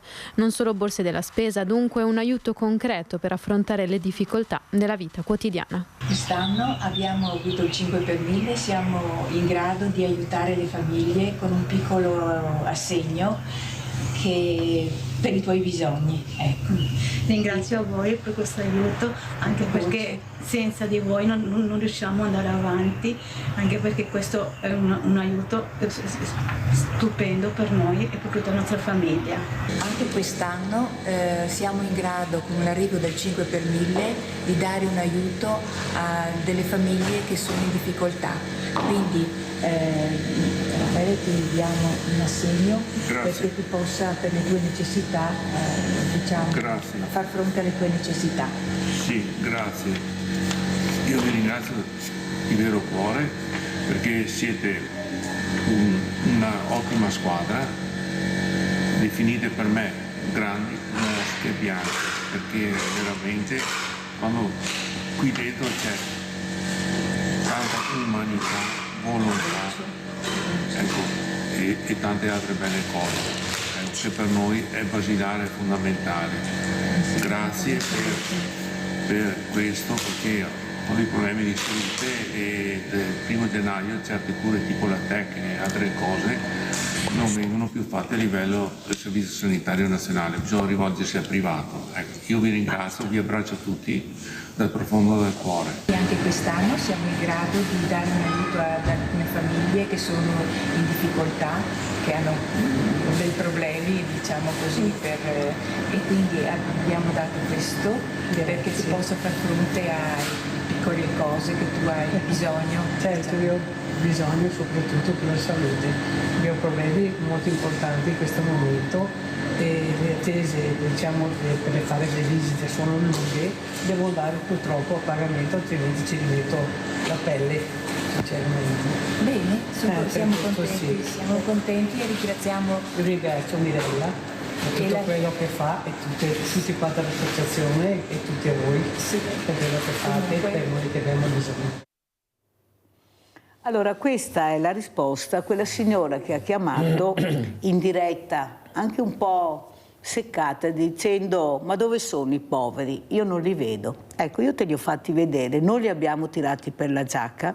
Voi sapete che ogni anno ci sono delle persone che hanno piacere di mettersi davanti alle telecamere e di dire grazie, non li abbiamo obbligati, non possono farlo veramente a meno, invece loro vogliono ringraziare questa grande famiglia che li aiuta in un momento particolare della loro vita. Sono persone per bene, le avete viste, non sono barboni. Ho visto che è rimasto perplesso anche il nostro dottor Zabotti nel vedere chi viene al Banco Solidale, questi cittadini al di sopra di ogni sospetto che invece hanno bisogno di curarsi e non hanno i soldi, non hanno la possibilità di andare avanti. Ecco, vorrei far capire che noi non stiamo strumentalizzando. Siccome che i soldi che ci danno sono sacri, noi vogliamo anche far vedere che vanno questi soldi, dove vanno. Ecco, rispettiamo quelli che non vogliono, giustamente, perché non tutti, ecco, però il sì che abbiamo sentito e le lacrime che abbiamo visto ieri durante i volontari, durante questa consegna di questo piccolo assegno, come dice la nostra Marzia, la nostra volontaria, ma che per loro è un grande aiuto, fa veramente riflettere. E io volevo ringraziare pubblicamente questa grande famiglia di Sveglia Veneti che mi aiuta a fare questo e ci aiuta a fare questo, non solo io, ma tutta questa squadra formidabile di volontari che ho. Allora abbiamo Nadia in linea. Ciao Nadia. Ciao Mirella e buongiorno al tuo ospite. Buongiorno. Niente, volevo dire, adesso ho visto questo tuo servizio e dobbiamo ringraziarti infinitamente per tutto quello che fai, ma non solo dare gli assegni, anche aiuti in parole, perché ci dai conforto, diciamo. Ma tutti quanti dobbiamo ringraziarti infinitamente. Premetto che da stamattina alle 8:30, 9, sull'isola qua dove abito, passa un squadrone di militari, zaino in spalla, e girano fino a mezzogiorno. Allora, queste persone, perché fanno questo? Una volta alla settimana li accompagnano in pullman e dopo scendono e fanno il giro. C'è la Croce Rossa, c'è una jeep che dove un ristoro, ma vanno a finire là i nostri soldi. E dopo vediamo te che consegni gli assegni alla gente che non ce la fa. Io mi sono chiesta, ma i soldi dove vanno a finire? Se devono fare questa pagliacciata. Ho fatto ho le foto sul mio telefonino. E questi sono soldi nostri che paghiamo. E dopo dobbiamo andare in guerra. Con cosa? Con questi che fanno furti? Grazie, arrivederci e buona giornata. Abbiamo sentito le riflessioni di Nadia, ti ringrazio, non è Mirella, è questa squadra importante, d'altra parte sono davanti alle telecamere, ci mancherebbe non facessi l'ascolto e cercassi di aiutare quelle persone che hanno bisogno in qualche maniera, fin dove arrivo, dove posso. Ecco, lo sapete che io ce l'ho nel DNA questo, io quando vedo una persona in difficoltà è più forte di me, sono nata così, non posso farci niente indipendentemente da quello che dice, ringrazio la Nadia. Dottor Zabotti, però Beato Toniolo, questo uomo aveva visto lungo, molto lungo, ed è stato un illuminato dove ha capito l'importanza dell'associazionismo e della solidarietà. Prego. Sì, grazie, sì, aggiungo l'ammirazione per tutto quello che state facendo ogni giorno. C'è un ceto medio anche in sofferenza, con fragilità, che oggi patisce gli effetti di una anche crisi sociale e economica non da poco. Grande tema della sanità, la riorganizzazione, come rendere tutto. Questo è, come dire, dentro l'espressione del cuore che voi manifestate. Io così da cittadino vi dico veramente grazie per questo sguardo, per questa attenzione ai volti, per questa capacità, come dire, di incontrare le persone. Qualcuno diceva che la bellezza che salva il mondo è l'amore che condivide il dolore. E qui c'è un dolore, anche se a volte non è manifesto, è nascosto, ma c'è un dolore che si avverte e voi in questo senso avete questa capacità di essere di prossimità, di incontro, di farvi prossimo, come direbbe il buon samaritano, è quello che si è fatto prossimo. E allora in questo senso davvero Toniolo ha visto lungo, qualcuno dice giustamente è stato il grande sociologo e economista per il tempo, non del suo tempo, ha vissuto tra 1845 quando è nato e 1918 quando è morto, tra fine 800 e inizi del 900, nato a Treviso, abbiamo ricordato proprio il 7 marzo i 180 anni dalla nascita, però come dire la sua capacità di sguardo, la sua iniziativa scientifica, la sua come dire anche capacità di coordinamento, di organizzazione del movimento cattolico, le sue intuizioni, è nata con lui la cooperazione, proprio per salvare le persone dall'usura, per far che nascessero queste cooperative di soci co-imprenditori che davano finalmente il senso di un riscatto rispetto alla loro vita e al loro apporto dentro la comunità civile e al tema economico. Quindi con lui è nato questo, con lui è nata l'espressione dell'onestà cattolica, l'Istituto per la Pace, le settimane sociali, ma soprattutto questo sguardo che lui ha continuato in tutte le estati in cui veniva nella Marca Trevisana, pur vivendo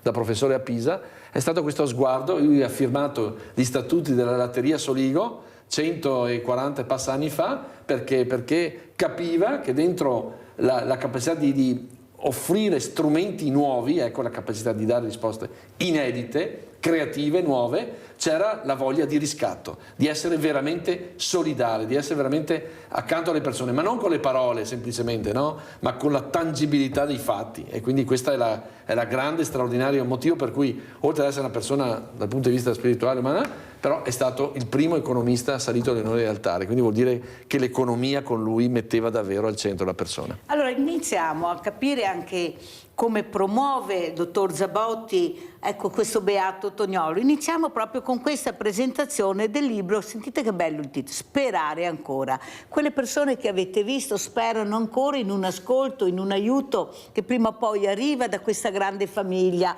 o da altre realtà. Allora andiamo a vedere, eccolo qua. Perché sperare ancora, dottor Zabotti? La vita buona, un nuovo umanesimo. Perché non c'è alternativa, perché la speranza non è quella di chi attende così in maniera vacua, in maniera fumosa, sperando che il domani sia migliore dell'oggi. La speranza è una certezza di cose future, è una voglia, è un'energia vitale, è la promessa che sicuramente c'è un bene che oggi non è magari manifesto ma che ci supera, e c'è una disponibilità reciproca ad essere non soltanto noi personale ma noi insieme, e quindi è questa la grande scommessa, cioè il dire che oggi nonostante tutto è un tempo favorevole, noi ci mettiamo nell'ottica di dire beh insomma la vita buona c'è ancora, c'è tanto bene nascosto che molto probabilmente abbiamo bisogno di proprio rimettere in circolo, perché le persone forse oggi, siccome questo bene è sempre meno messo in luce, c'è il rischio che la gente pensi che questo bene davvero non ci sia più, e invece è diffuso. Ci sono tante persone che pazientemente e ogni giorno si mettono nella disponibilità di incontrare gli altri e di favorire questo processo. Un nuovo umanesimo, abbiamo bisogno di persone che abbiano a cuore gli altri, escano da se stessi e si mettano nella condizione di fare il noi assieme, e quindi questo è il motivo di speranza. Abbiamo visto anche questa locandina, giornata di cultura e formazione, sì. Però noi quello che vediamo, dottor Zabotti, mi dispiace dirlo, ma è sempre un pubblico di diversamente giovani, non proprio giovani. Per come far partecipare di più anche il mondo giovanile, questo ragazzo? Perché grazie anche a queste iniziative può sperare ancora. Prego.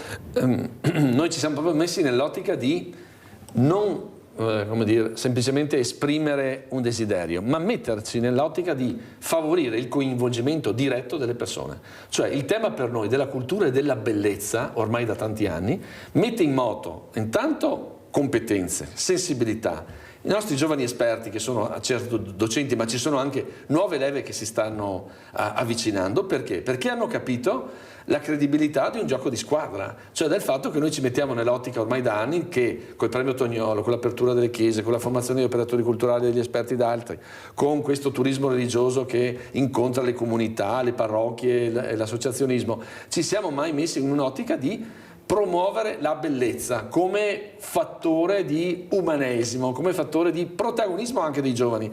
Noi viviamo in un territorio, lo dico sempre, in particolare nell'Alta Marca, penso a tutto il mio territorio del quartiere del Piave, a proposito di giovani, c'è una realtà come l'associazionismo l'Associazione Culturale Careni, 150 giovani volontari che ogni settimana fanno la stagione cinematografica con il volontariato aperto a tutti, e credo sia l'unico esempio a livello regionale. Ma li faccia... Ma glieli porto, ecco, sicuramente. Facciamo ospiti, perché veramente dobbiamo anche vederli queste Esattamente, realtà. E sono tangibili, cioè come dire, non desideri o voglia di... Qua è una tangibilità di fatti, di iniziative, di esperienze. L'unico modo per dire ai giovani, non le politiche per i giovani, farle assieme, cioè il coinvolgimento dentro processi però che siano culturalmente validi. Qui abbiamo il dottor Barbagaglio che verrà il 5 aprile, io so la trafila che ho fatto, lui è uno dei curatori delle collezioni storiche dei Musei Vaticani, verrà a dirci, a raccontarci, loro che sono già stati magari in gita scolastica e hanno conosciuto anche la Cappella Sistina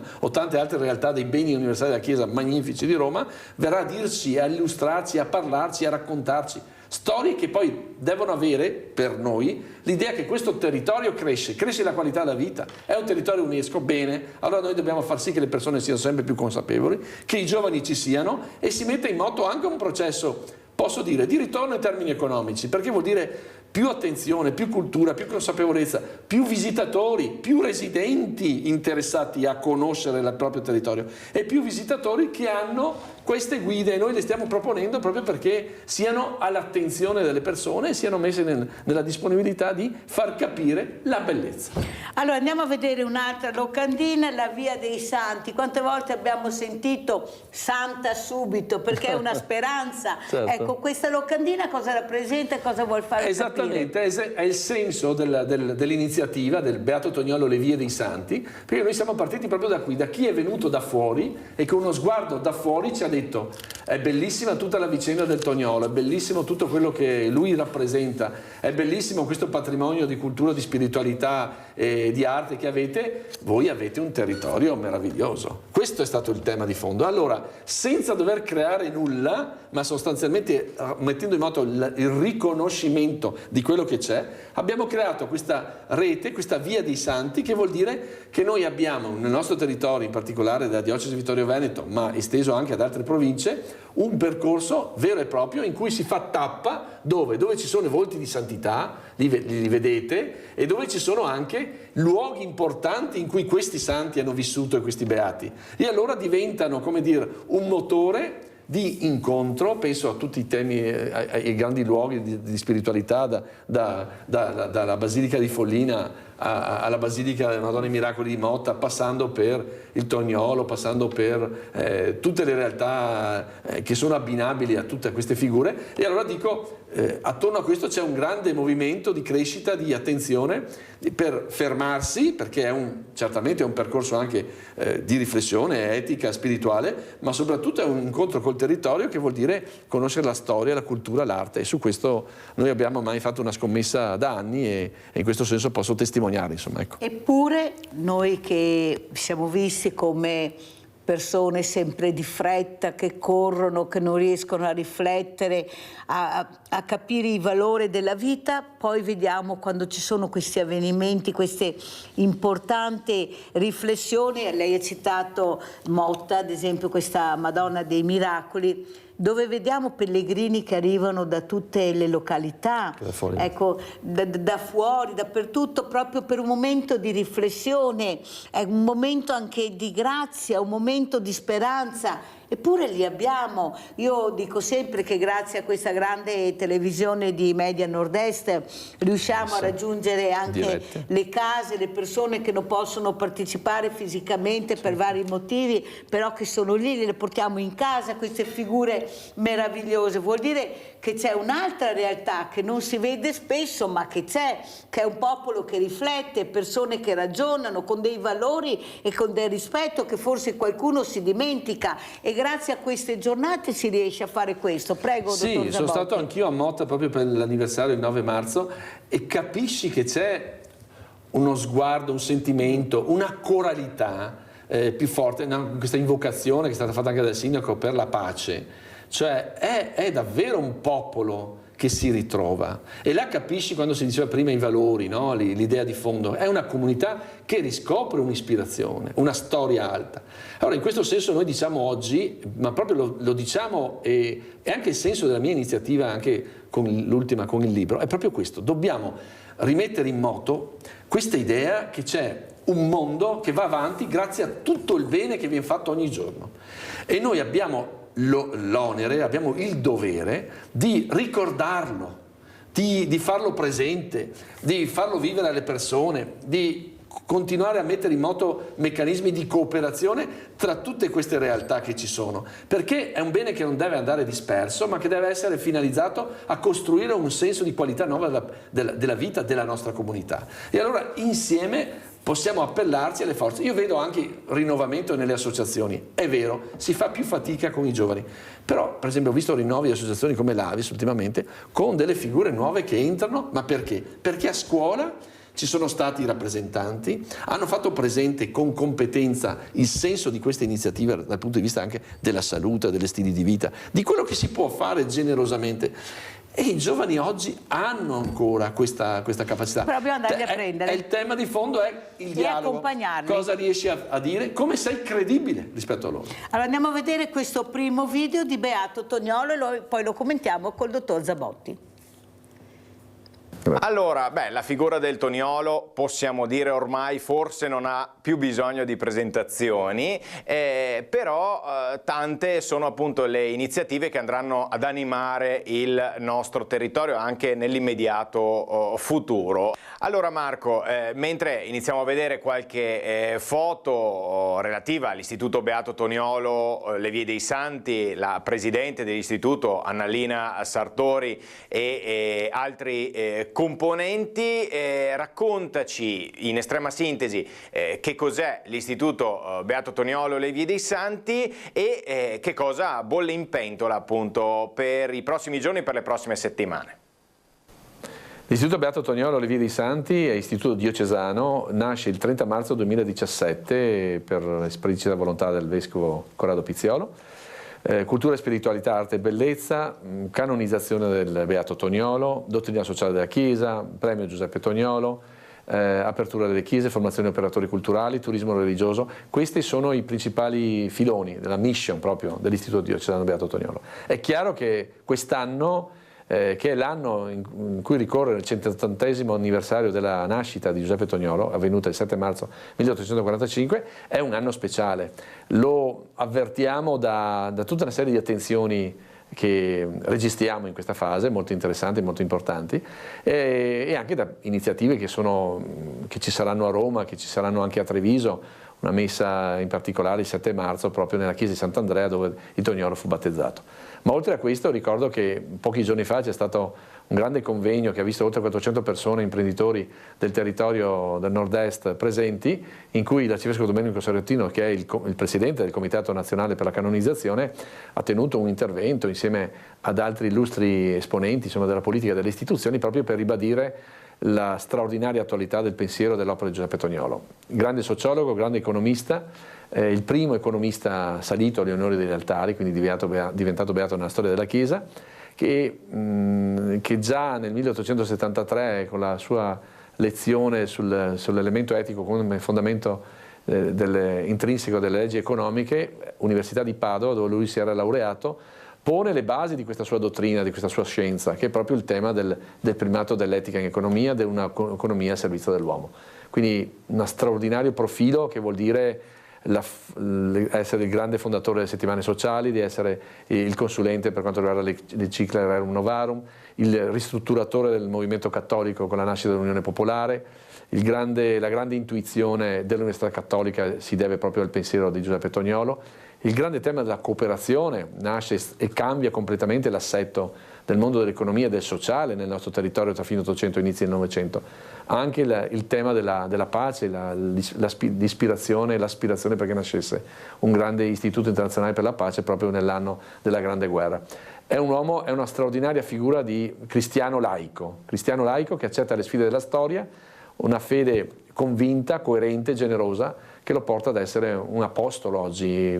Anche rispetto alla storia del movimento cattolico, Sturzo e De Gasperi non si potrebbero pensare senza le intuizioni, senza la grande visione e la grande prospettiva di speranza che ha dato Giuseppe Toniolo. Quindi noi ci siamo in un anno particolare in cui ricordo che proprio anche c'è il tema del giubileo, il giubileo sulla speranza, e quindi il Duomo di Pieve di Soligo, che ricordo custodisce le spoglie mortali del Toniolo, ospiterà anche un mese particolare, eccezionale di celebrazioni, eventi particolari proprio legati al fatto che la Chiesa per quel mese sarà, la Chiesa pievigina sarà Chiesa giubilare.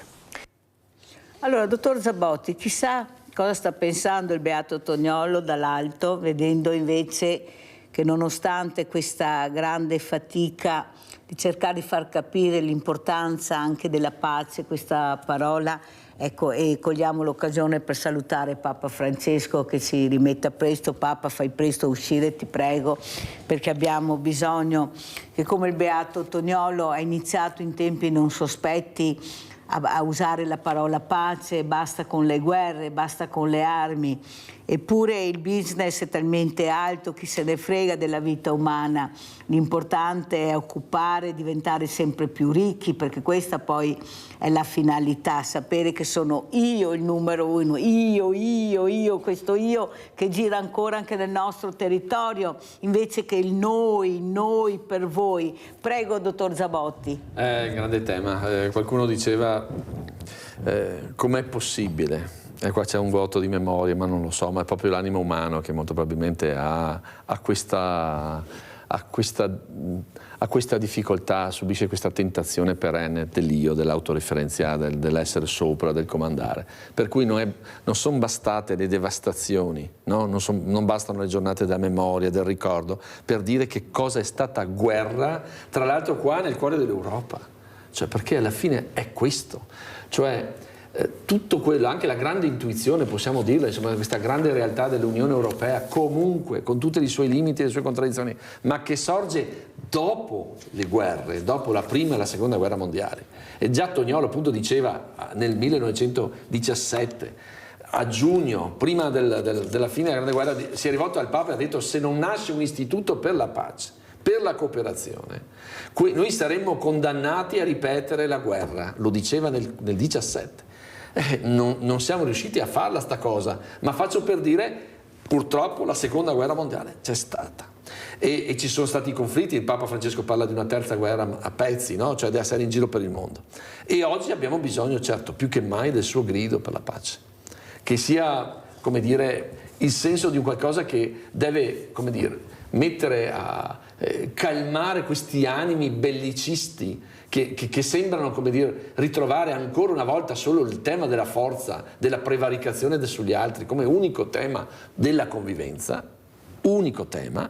Parlo anche proprio nelle relazioni internazionali, nelle relazioni istituzionali, nelle cose, nei grandi luoghi che dovrebbero essere i luoghi appunto dell'attenzione reciproca, del dialogo, del compromesso, del far capire che certo c'è un'umanità complessa che vive grandi problematiche, ma che se non trova il minimo comune denominatore, almeno perché tacciano le armi, perché si possa dire che solo la diplomazia, che solo il reciproco auditorio, interesse, disponibilità, dialogo, la capacità di trovare dei punti in cui davvero si possa pensare che senza armi si risolvano i grandi problemi che ha questa umanità.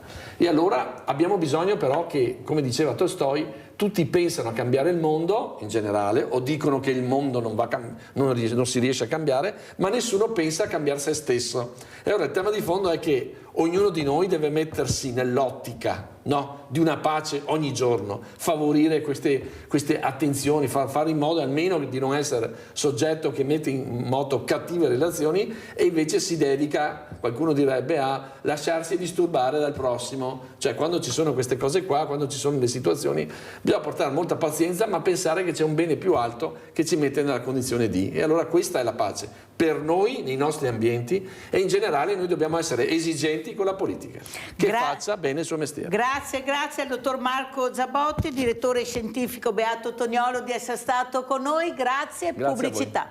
E buona giornata.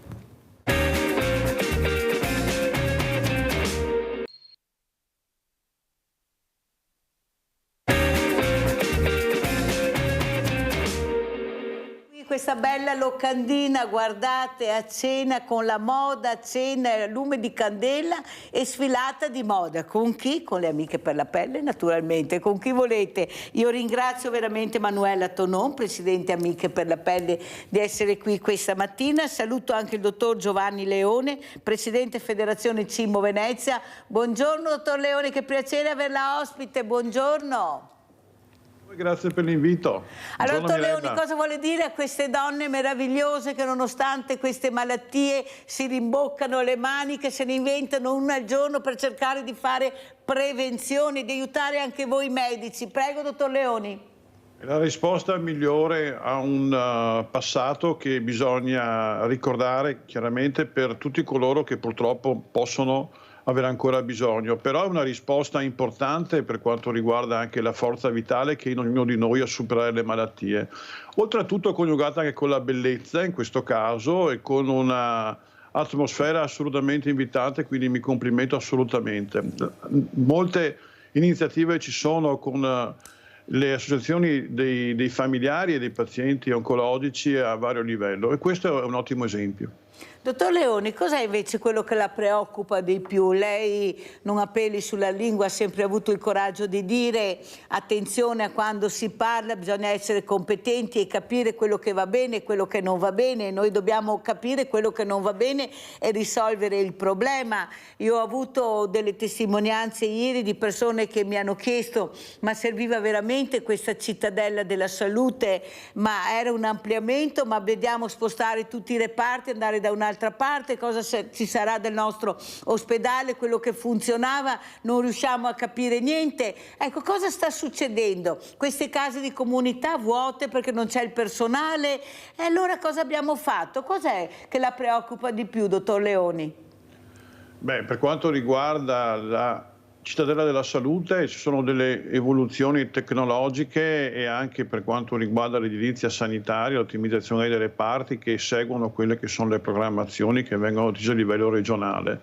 Quindi ovviamente per i cittadini si spera di avere dei reparti più moderni, funzionali e soprattutto tecnologicamente avanzati, perché soprattutto per le grandi macchine, che vuol dire TAC, RNM, anche robotica, sale operatorie, ma tutti quanti gli ambulatori, l'evoluzione tecnologica deve stare al passo con i tempi e nell'interesse di quello che è il servizio all'utenza poi alla fine. Dall'altra parte la rivoluzione delle case della comunità per quanto riguarda l'arrivo alla prossimità, cioè vicino al cittadino di quello che è il Servizio Sanitario Nazionale, va avanti perché i finanziamenti col PNRR Missione 6 a livello europeo sono arrivati e quindi devono essere impiegati e l'Europa dopo ci chiederà anche il conto di come sono stati impiegati questi soldi che ci ha prestato, non ce li ha regalati, quindi sono finalizzati anche a una costruzione, diciamo, che deve essere poi rendicontata. Poi c'è il grosso problema del personale, perché in origine la popolazione, cioè gli abitanti delle case della comunità dal punto di vista del personale, medici, infermieri, fisioterapisti e quant'altro, derivavano in origine a una riduzione proporzionale dell'attività a livello ospedaliero, che è già però carente in tanti livelli, come noi sappiamo. E quindi questa è un'enorme problematica che parte da quelle che sono anche le carenze di appetibilità per i giovani, che sono estremamente ormai donne, sono giovani dottoresse al 65-70% dei nostri giovani laureate che provengono da una selezione durissima, perché 6-7 anni fa ricordo che c'erano 70.000 domande per 10.000 posti, quindi sono entrati 1 su 7. Una volta che vengono fuori, che sono laureati, quella cosiddetta laurea che sono abilitante adesso, conoscono anche magari bene anche l'inglese e si girano attorno, guardano, possono scegliere perché c'è una grande offerta in questo momento storico per quanto riguarda le possibilità di un medico e non tutti scelgono di fare la medicina generale se non si creano le condizioni adeguate per quanto uno possa poi esprimere tutto quello che ha studiato. Cioè, i dottori vogliono fare i medici, non vogliono fare i burocrati. Quindi la medicina generale, per esempio, lo dice uno che è un ospedaliero, tra virgolette, ma me l'hanno ben spiegato i miei colleghi che si occupano di questo tipo di branca, ha bisogno di un tempo adeguato per fare, diciamo, il rapporto col paziente e un tempo poi il più possibile ridotto con dei programmi anche semplici, si spera, per il rapporto istituzionale e quello tipo burocratico, con il supporto anche delle segreterie per poter snellire tutte quelle procedure ripetitive di rinnovo delle ricette e quant'altro per gli appuntamenti, anche per dare un servizio adeguato. Un servizio adeguato che poi adesso lascia quello che il medico da solo a lavorare, da solo in un ambulatorio, ma passa per una medicina integrata, cioè con più medici che possono anche sostituirsi a vicenda con orari 8-20 fino al venerdì e 8-14 al sabato, in maniera tale da poter dare anche un servizio per certificati, per altre cose, per visite urgenti anche alla fine di un pomeriggio. Però, dottor Leoni, io ho avuto il dottor Scassola, che lei sicuramente conoscerà, il quale è molto perplesso nel spostarsi su queste case di comunità, perché devo lasciare i miei pazienti, i quali dovrebbero fare troppi chilometri per venire dove vado. Ecco, non siamo così preparati ancora. Lei allora come commenta le parole del dottor Scassola? Io il dottor Scassola lo conosco benissimo dal 2005, cioè non proprio da ieri, e la problematica nasce da quella che è la distribuzione delle case della comunità sul territorio. Hanno fatto un ottimo studio con la CGA di Mestre, in particolare per quanto riguarda la regione del Bellunese, cioè la Usdo Dolomiti, per la dislocazione di dove sono le case delle comunità rispetto alla popolazione, e ci sono molte perplessità per i problemi del raggiungimento di queste sedi. Chiaramente sono più facilitati coloro che lavorano e vivono nelle città. La problematica, visto che la casa di comunità è un 50.000 abitanti, è l'ubicazione e quindi la possibilità di raggiungimento. Quindi anche la possibilità di avere anche un altro ambulatorio, una sede più vicina a quelli che sono la maggior parte dei loro pazienti è sicuramente vitale per mantenere quel tipo di rapporto di continuità assistenziale anche periferica. Grazie dottor Leoni. Sentiamo allora chi vive sulla propria pelle, ecco, queste situazioni, queste cure, queste terapie, questo aiuto che bisogna dare alle fragilità che in quel momento magari si sentono solo. Ecco che arriva l'associazione Amiche della Pelle, stai tranquilla che ti accompagneremo noi. Prego carissima, veramente di essere qui con noi, ma soprattutto Manuela, ecco la sensibilità che hai avuto nonostante questa malattia, queste terapie, di dire bisogna andare avanti, bisogna fare forza, bisogna aiutarci, bisogna credere anche nella ricerca, nella sanità e nella scienza. Prego. Assolutamente sì, ringraziamo sempre le cure, i medici, assolutamente sì. Ci sono però dei posticini in cui le associazioni naturalmente si entrano perché ci sono delle necessità. L'altra sera ero da un convegno, c'era anche il dottor Benazzi e ha proprio sottolineato l'importanza delle associazioni. Lui veramente ci ha messo prima al quarto posto, noi veramente ho detto siamo al terzo perché siamo il terzo settore, quindi c'è necessità. Io trovo che ci sia sempre necessità di punti di riferimento.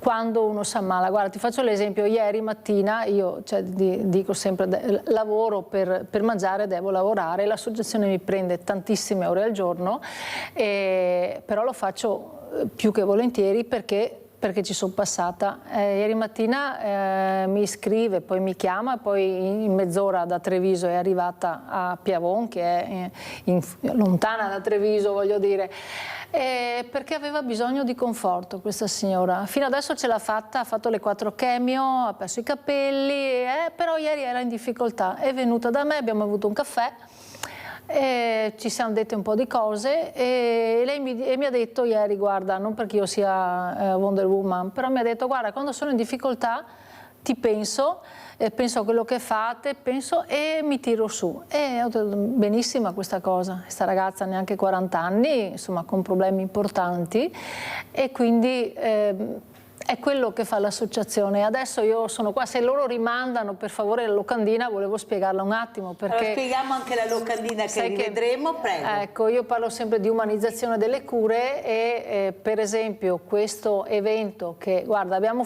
sarà venerdì 4 aprile e ieri abbiamo già avuto sold out, quindi per noi è una grande soddisfazione. Certo. Questa è una sfilata di moda dove modelle sono come sempre le nostre pazienti, che ci ha dato molto da fare. Saranno 25 pazienti, la più piccola ha 25 anni, la più grande ne ha 73, tutte molto entusiaste. In questi giorni stanno facendo le prove dei vestiti, però è stato un lavoro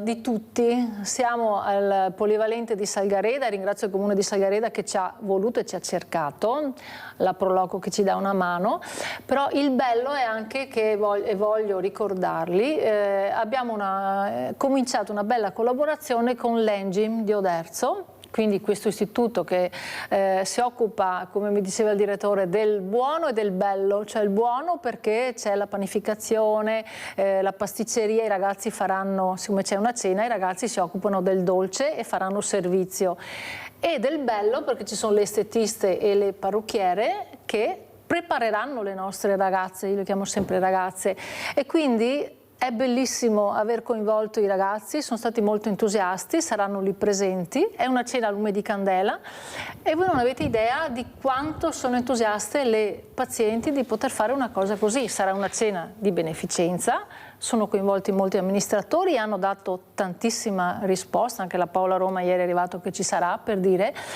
E questa per me è una cosa bella perché è un momento che ricordano e tutta la preparazione, come tante altre cose, se dopo avremo tempo te le dirò. Allora, però è il rinascere, ecco rinascere, ma soprattutto riuscire a staccare anche la spina con la bellezza, la bellezza, il divertimento e soprattutto anche la cura della persona. Io prima ho fatto vedere questi assegni che stiamo dando al Banco Solidale per le persone più fragili e ho spiegato molto bene anche l'importanza che queste persone e il rispetto che hanno per questo contributo. E non voglio che si strumentalizzi la cosa, nel senso è troppo facile far vedere, si strumentalizza. No, sono persone che dicono io voglio dirlo davanti alle telecamere questo grazie, perché mi avete aiutato, io lo devo dire. E questo lo fate anche voi, nel senso che queste persone fragili all'inizio, magari molto anche preoccupate per queste terapie che dovranno incontrare, dovranno subire, che poi si rimboccano le maniche e dicono guardami, che io do speranza a te, ci metto la faccia, ci metto il corpo e ci metto anche la bellezza. Quanto importante è, dottor Leoni, ecco, questo entusiasmo, questa forza di sperare, ecco, la speranza che finalmente la ricerca, la scienza trovi veramente quel farmaco giusto, quella terapia giusta che mi fa ben sperare per andare avanti. Io mi ricordo sempre la nostra Petra De Zanetto, purtroppo non c'è più, ma lei diceva sempre io ci credo alla scienza, alla ricerca, guai se non ci credessi, io credo alla medicina, ai medici. Prego, dottor Leoni. Ma diciamo da studenti la parte oncologica è sicuramente una delle aree più affascinanti e la studi a vari livelli, poi alla fine la pratichi nel vero senso dei casi. Io stesso lo faccio come chirurgo generale, quindi sono a contatto con tutti i pazienti oncologici per gran parte della mia vita professionale. Poi trovi le malattie sulle persone e quindi hai contatto con le persone, con tutto quanto il loro decorso. E quello che ti resta è la sorpresa molte volte da una vita normale essere catapultato in un mondo con una prospettiva anche molto complessa, che fa parte di esami, molte volte di radioterapie pre o post-operatorie, di chemioterapie, di sacrifici vari. E gli ambienti oncologici non sono degli ambienti allegri, ma ci sono degli esempi di grandissima solidarietà anche da parte dei volontari che si occupano molte volte del nursing della persona, della parte estetica, li portano diciamo un po' al di fuori, o il conforto o anche un aiuto con l'alimentazione, li aiutano in tantissimi modi le associazioni di volontariato da questo punto di vista, oltre a tutto quello che c'è dopo il post, quando sono post degenza, quando sono anche fuori dall'ospedale devono anche avere una vita alternativa.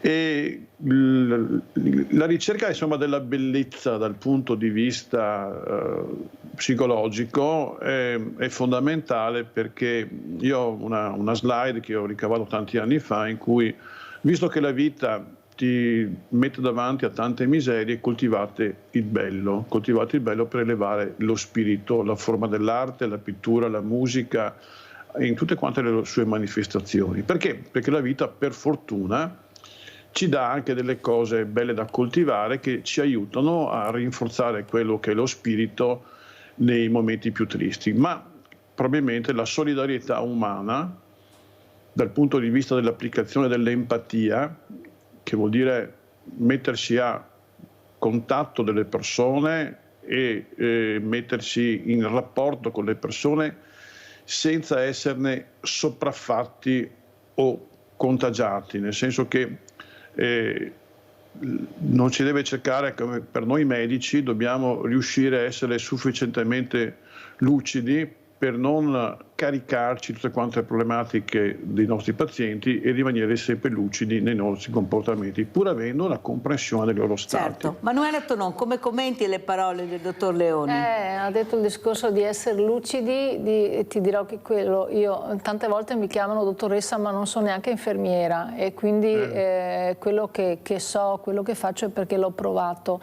Però l'essere presente quotidianamente con il dolore degli altri ti porta a dover fare una specie di scudo, perché se no, quello che dico io, se non hai non dai, quindi se tu non sei forte e non riesci a dare conforto agli altri, e quindi per forza di cose devi fare un attimo, di fare un po' di pellicola, ma questo non vuol dire non essere sensibili, vuol dire semplicemente cercare di vedere un po' con più di distacco e cercare di capire i bisogni.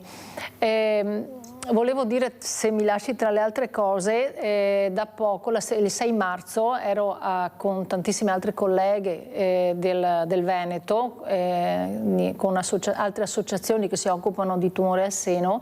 Eravamo in Regione del Veneto e c'era presente l'assessore Lanzarin, perché è nata Europa Donna Veneto, che da molto tempo mancava. Questa è una, diciamo, istituzione, un ente nazionale, a livello nazionale, ma è Europa, la dice la parola stessa, quindi è europeo, che serve a portare le istanze, a portare i bisogni, a cercare di capire, a fare ricerca di quelli che sono i bisogni delle donne operate al seno, quello che è necessario, quello che manca. Quindi mi faccio portavoce, e anche perché sono entrata da poco nei tavoli, insomma, della sanità partecipata in Veneto, e questa è una cosa molto bella. Di capire i bisogni. Noi siamo un'associazione che si occupa di quello, quindi alle signore che ci sono, se hanno delle anomalie, se vedono qualcosa che non va, ci piacerebbe, noi ci facciamo portavoce, e questo anche che servono le associazioni. Ieri ero con l'Anna Corò, che tu conosci, e mi ha detto: le associazioni servono a rompere, a rompere, cioè a fare, a spaccare, andare avanti, a portare i bisogni. Questo serviamo noi. A volte magari diamo fastidio, però tu lo sai meglio di me. Vero che a volte diamo fastidio, però come posso dire, siamo la testa d'ariete, ecco, possiamo dire? Possiamo dire, però possiamo dire anche, dottor Leoni, che quello che ha detto Manuela Tono è molto importante, però io porto questo caso di una donna che è venuta, anzi volevo proprio parlare con lei anche di questo, è venuta qui davanti alle telecamere, io non l'ho fatta vedere per rispetto e anche perché era molto arrabbiata, questa donna di non più proprio giovane, ma neppure diversamente giovane, che ha tentato il suicidio 2 volte,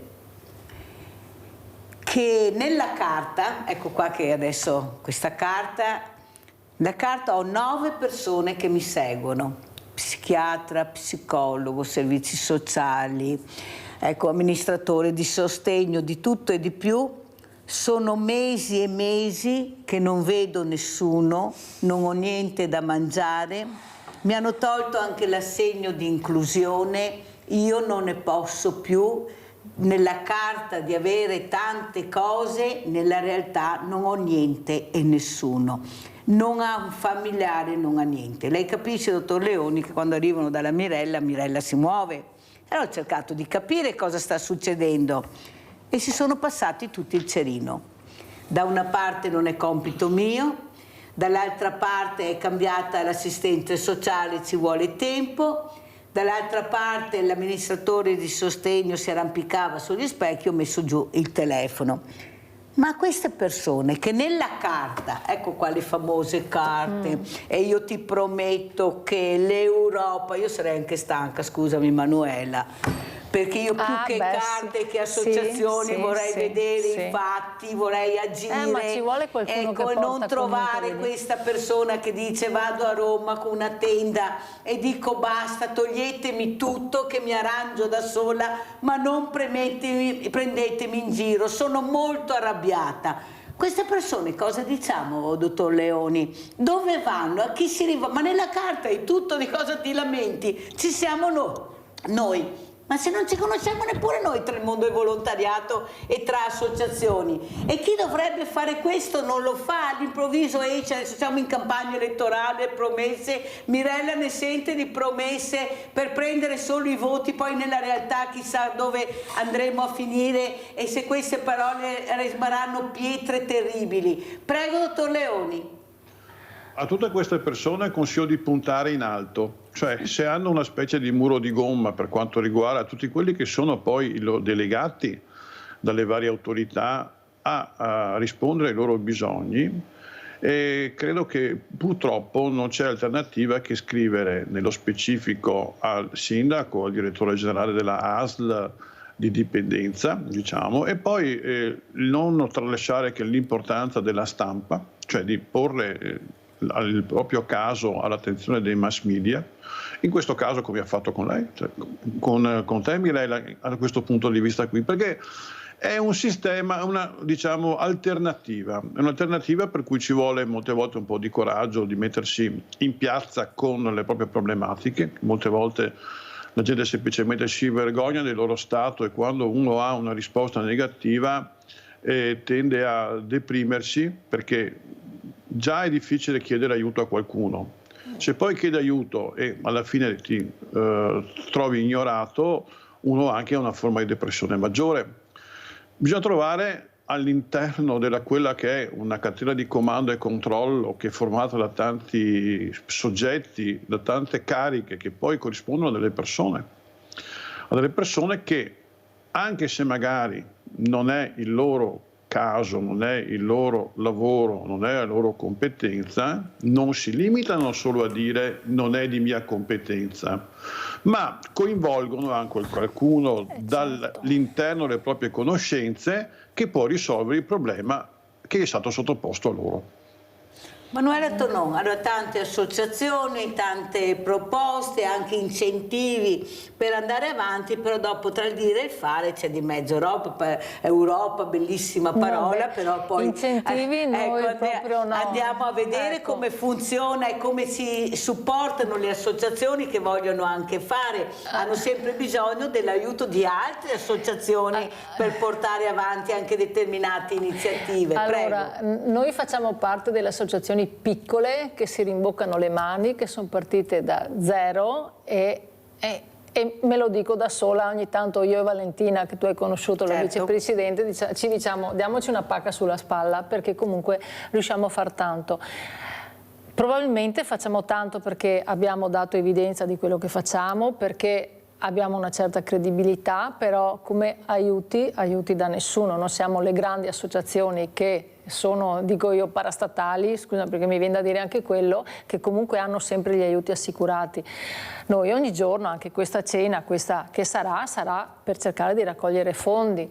Guarda, domani mattina arriva un lettino che costa per noi tanto, perché costa 3.500 euro, da poter usare in ambulatorio, di quelli elettrici che si alzano e si abbassano, perché ce l'abbiamo, ma chi ha problemi, difficoltà e non riesce a salire, per noi è un problema. E siamo riusciti a comprarlo perché ci sono state persone che ci hanno creduto, che ci hanno aiutato, e quindi sono sempre del parere che le buone persone ci sono. Se tu dimostri effettivamente cosa fai anche con i soldi che ti dà la gente, con le donazioni, la buona volontà c'è, cioè da parte nostra c'è sicuramente, però poi è, sai, il circolo virtuoso che si innesca, perché chi vede che la moglie, la sorella, la zia poi sta meglio, anche psicologicamente è più ottimista, diciamo, spera di più. Perché guarda, le signore, dicevamo prima, la signora la Franca, che si chiama, che ha 73-74 anni, la signora più grande che fa la sfilata, lei se non avesse avuto il tumore non avrebbe mai fatto una sfilata, hai capito? Però è una delle più entusiaste anche a fare il calendario, quindi questa è motivo per energia, motivo per star bene, esatto. Allora, dottor Leoni, invece io volevo farle un'altra domanda, sa che Mirella racconta tutto quello che succede, mi ha chiamato un medico che per ben 2 volte ha cercato di vincere il concorso, il bando per arrivare a primario, e per ben 2 volte è stato cosiddetto fregato, dice tra di lui. La prima volta se l'è lasciato un po' passare, la seconda ha detto no, non ci sto, nel senso che il primario che aveva vinto ha lasciato, perciò lui convinto che aspettasse a lui questo posto, invece hanno tolto completamente il bando e bisogna rifare il bando. E lui ha detto: questa volta non ci sto, e mi sono preso l'avvocato. Mirella, se lo puoi dire, perché vorrei capire come funziona. Dottor Leoni, come funziona, così lo diciamo pubblicamente anche a questo medico che dice no, una va bene ma due no. È proprio così oppure ha detto qualcosa di sbagliato? Prego, dottor Leoni. Dottor Leoni, è tremenda sta Mirella però, No, ma non c'è problema, anche perché io sono qua in veste di sindacalista, quindi tra virgolette insomma, è anche il mio lavoro questo qui.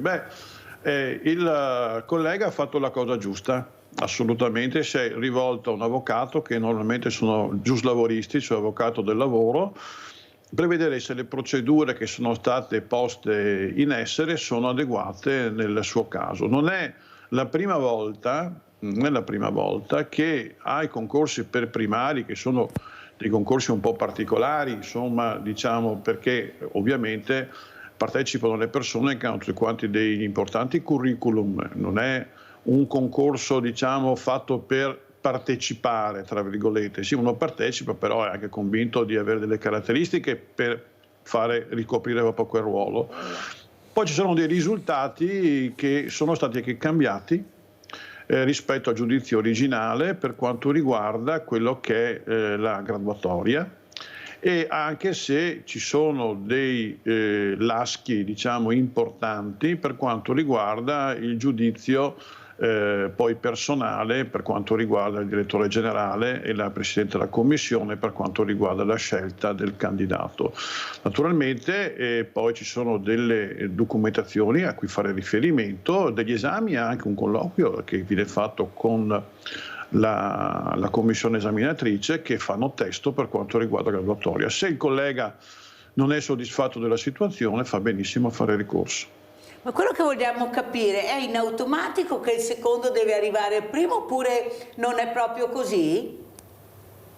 No, allora dal punto di vista diciamo della classifica per titoli esami, così si dice, uno dovrebbe chiaramente avere una conseguenza logica per quanto riguarda la graduatoria, però il direttore può avere una, diciamo, una possibilità di scegliere anche non il primo ma anche il secondo della lista. Naturalmente deve motivarlo adeguatamente. Le motivazioni poi possono essere anche contrastate da un ricorso adeguato.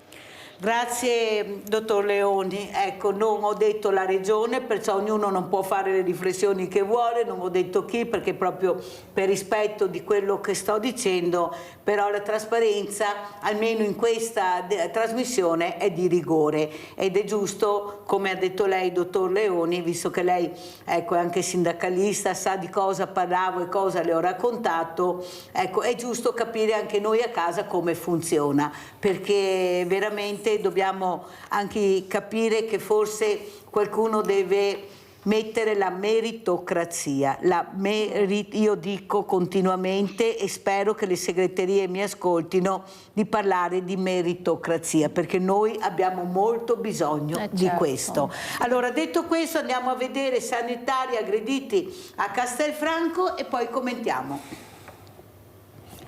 Fallo entrare. Ha insultato ed aggredito, dandogli uno spintone, prima il medico del pronto soccorso che lo stava visitando, poi i carabinieri intervenuti per fermarlo, tanto che per riuscire ad immobilizzarlo, visto lo stato di alterazione, i militari dell'Arma hanno dovuto usare il taser. È accaduto al pronto soccorso dell'ospedale di Castelfranco, dove l'uomo, un trentenne residente in provincia di Treviso, era stato portato dopo essere stato intercettato in piazza Giorgione, dove si aggirava di notte in stato di forte alterazione, verosimilmente per abuso di alcol. Immobilizzato con la scarica elettrica del taser, il trentenne è stato arrestato con le accuse di percosse a personale sanitario, ubriachezza, minacce, oltre a resistenza ed oltraggio a pubblico ufficiale. È arrivato anche Michele Favero, Indipendenza Veneta, ma ha trovato un incidente in autostrada, tanto per cambiare, ecco. Arrivare sicuri e sereni non è sempre facile a casa, state attenti per cortesia e soprattutto guidate con rispetto.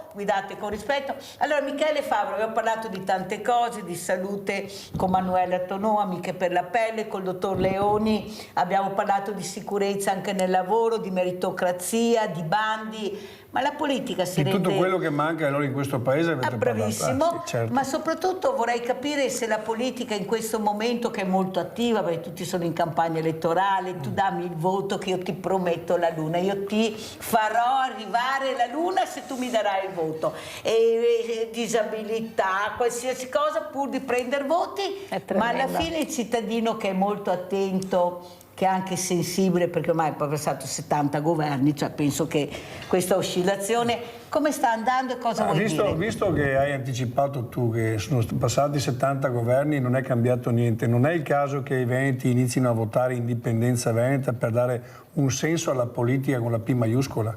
Io ho fatto intere puntate sulla disabilità. Nel mio programma al primo punto c'è la disabilità, non tanto per dire, perché ritengo da sempre che 300 euro al mese per una pensione di un disabile siano un insulto alla persona, alla dignità della persona.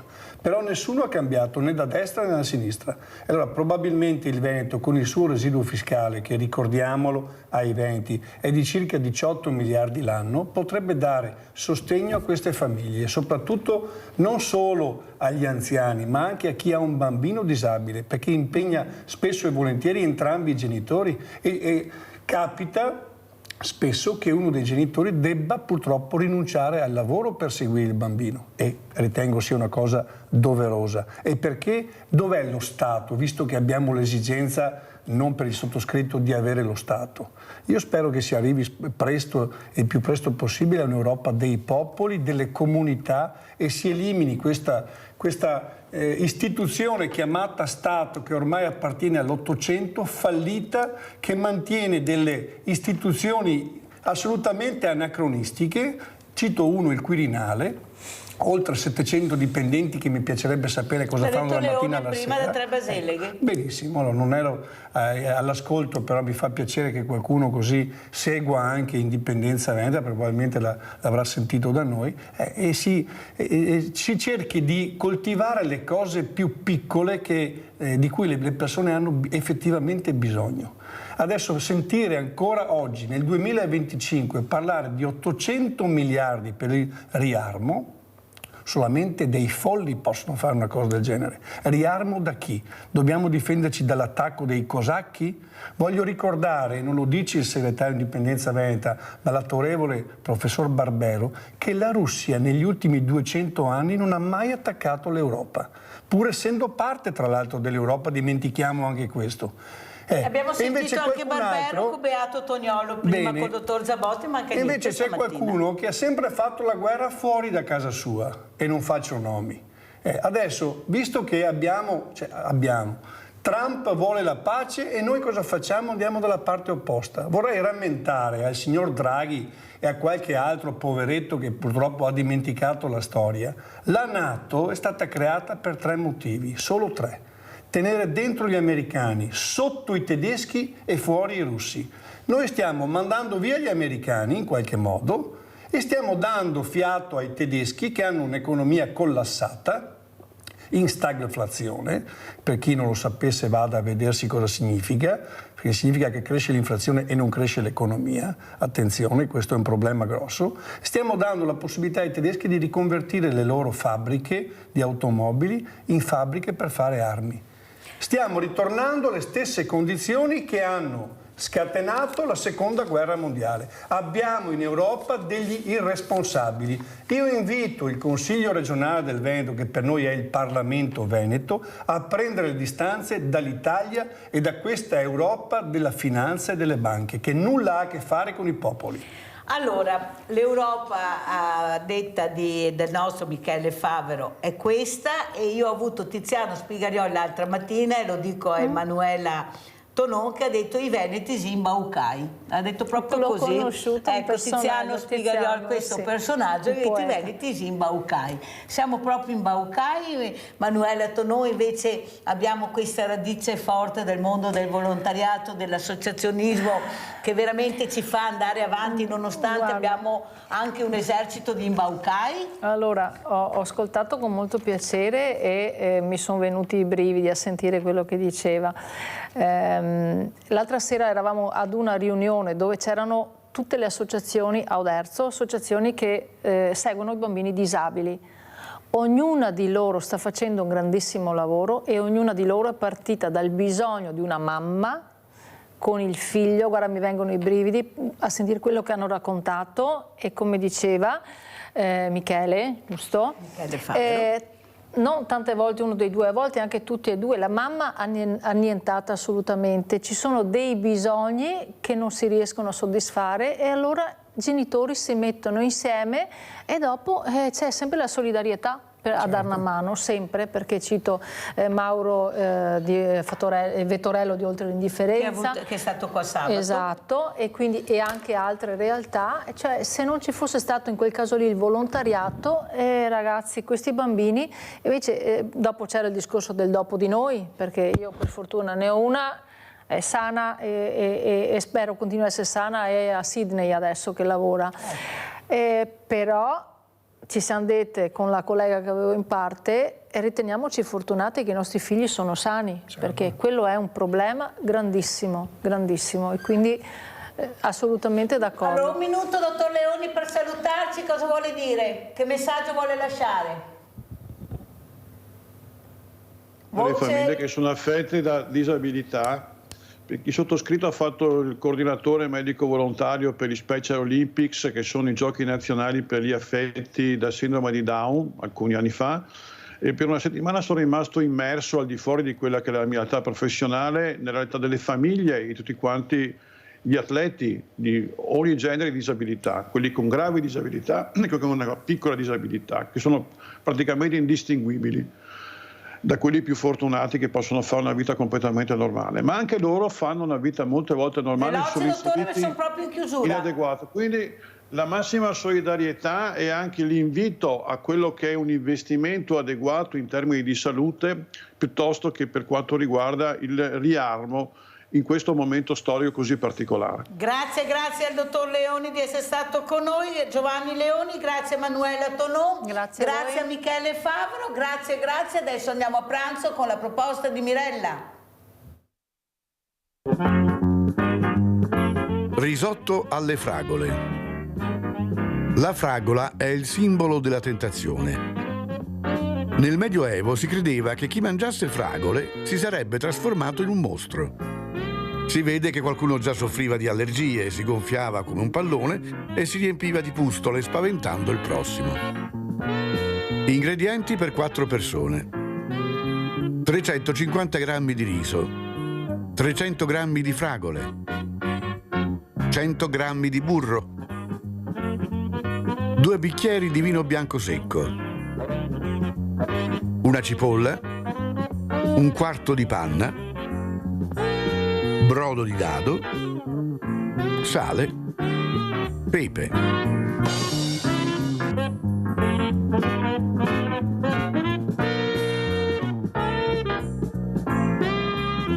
Schiacciate l'80% delle fragole.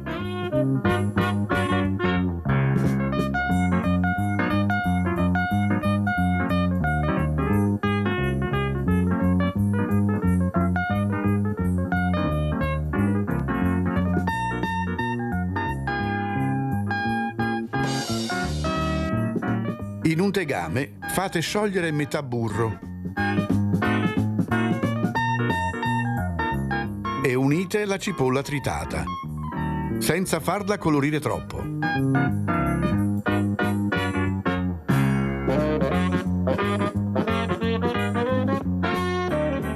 Quindi aggiungete il riso.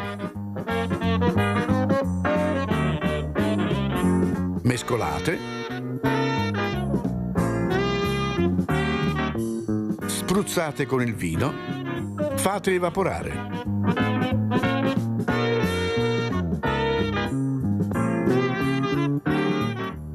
Procede bagnando con il brodo via via che il riso lo assorbe.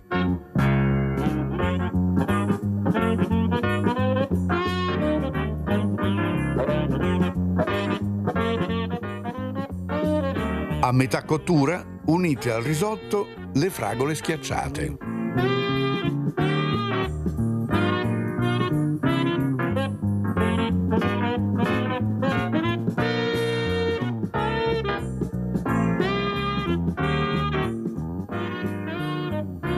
Quando è quasi pronto, aggiungete la panna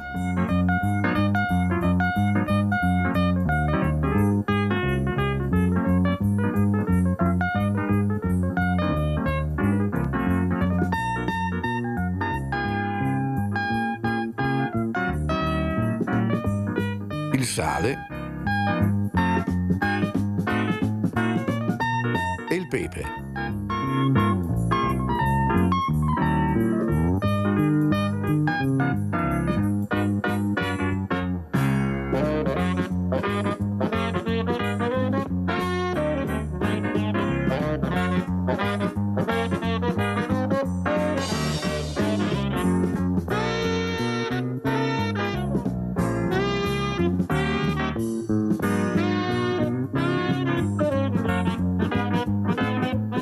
Servire guarnendo con le fragole intere. E buon appetito!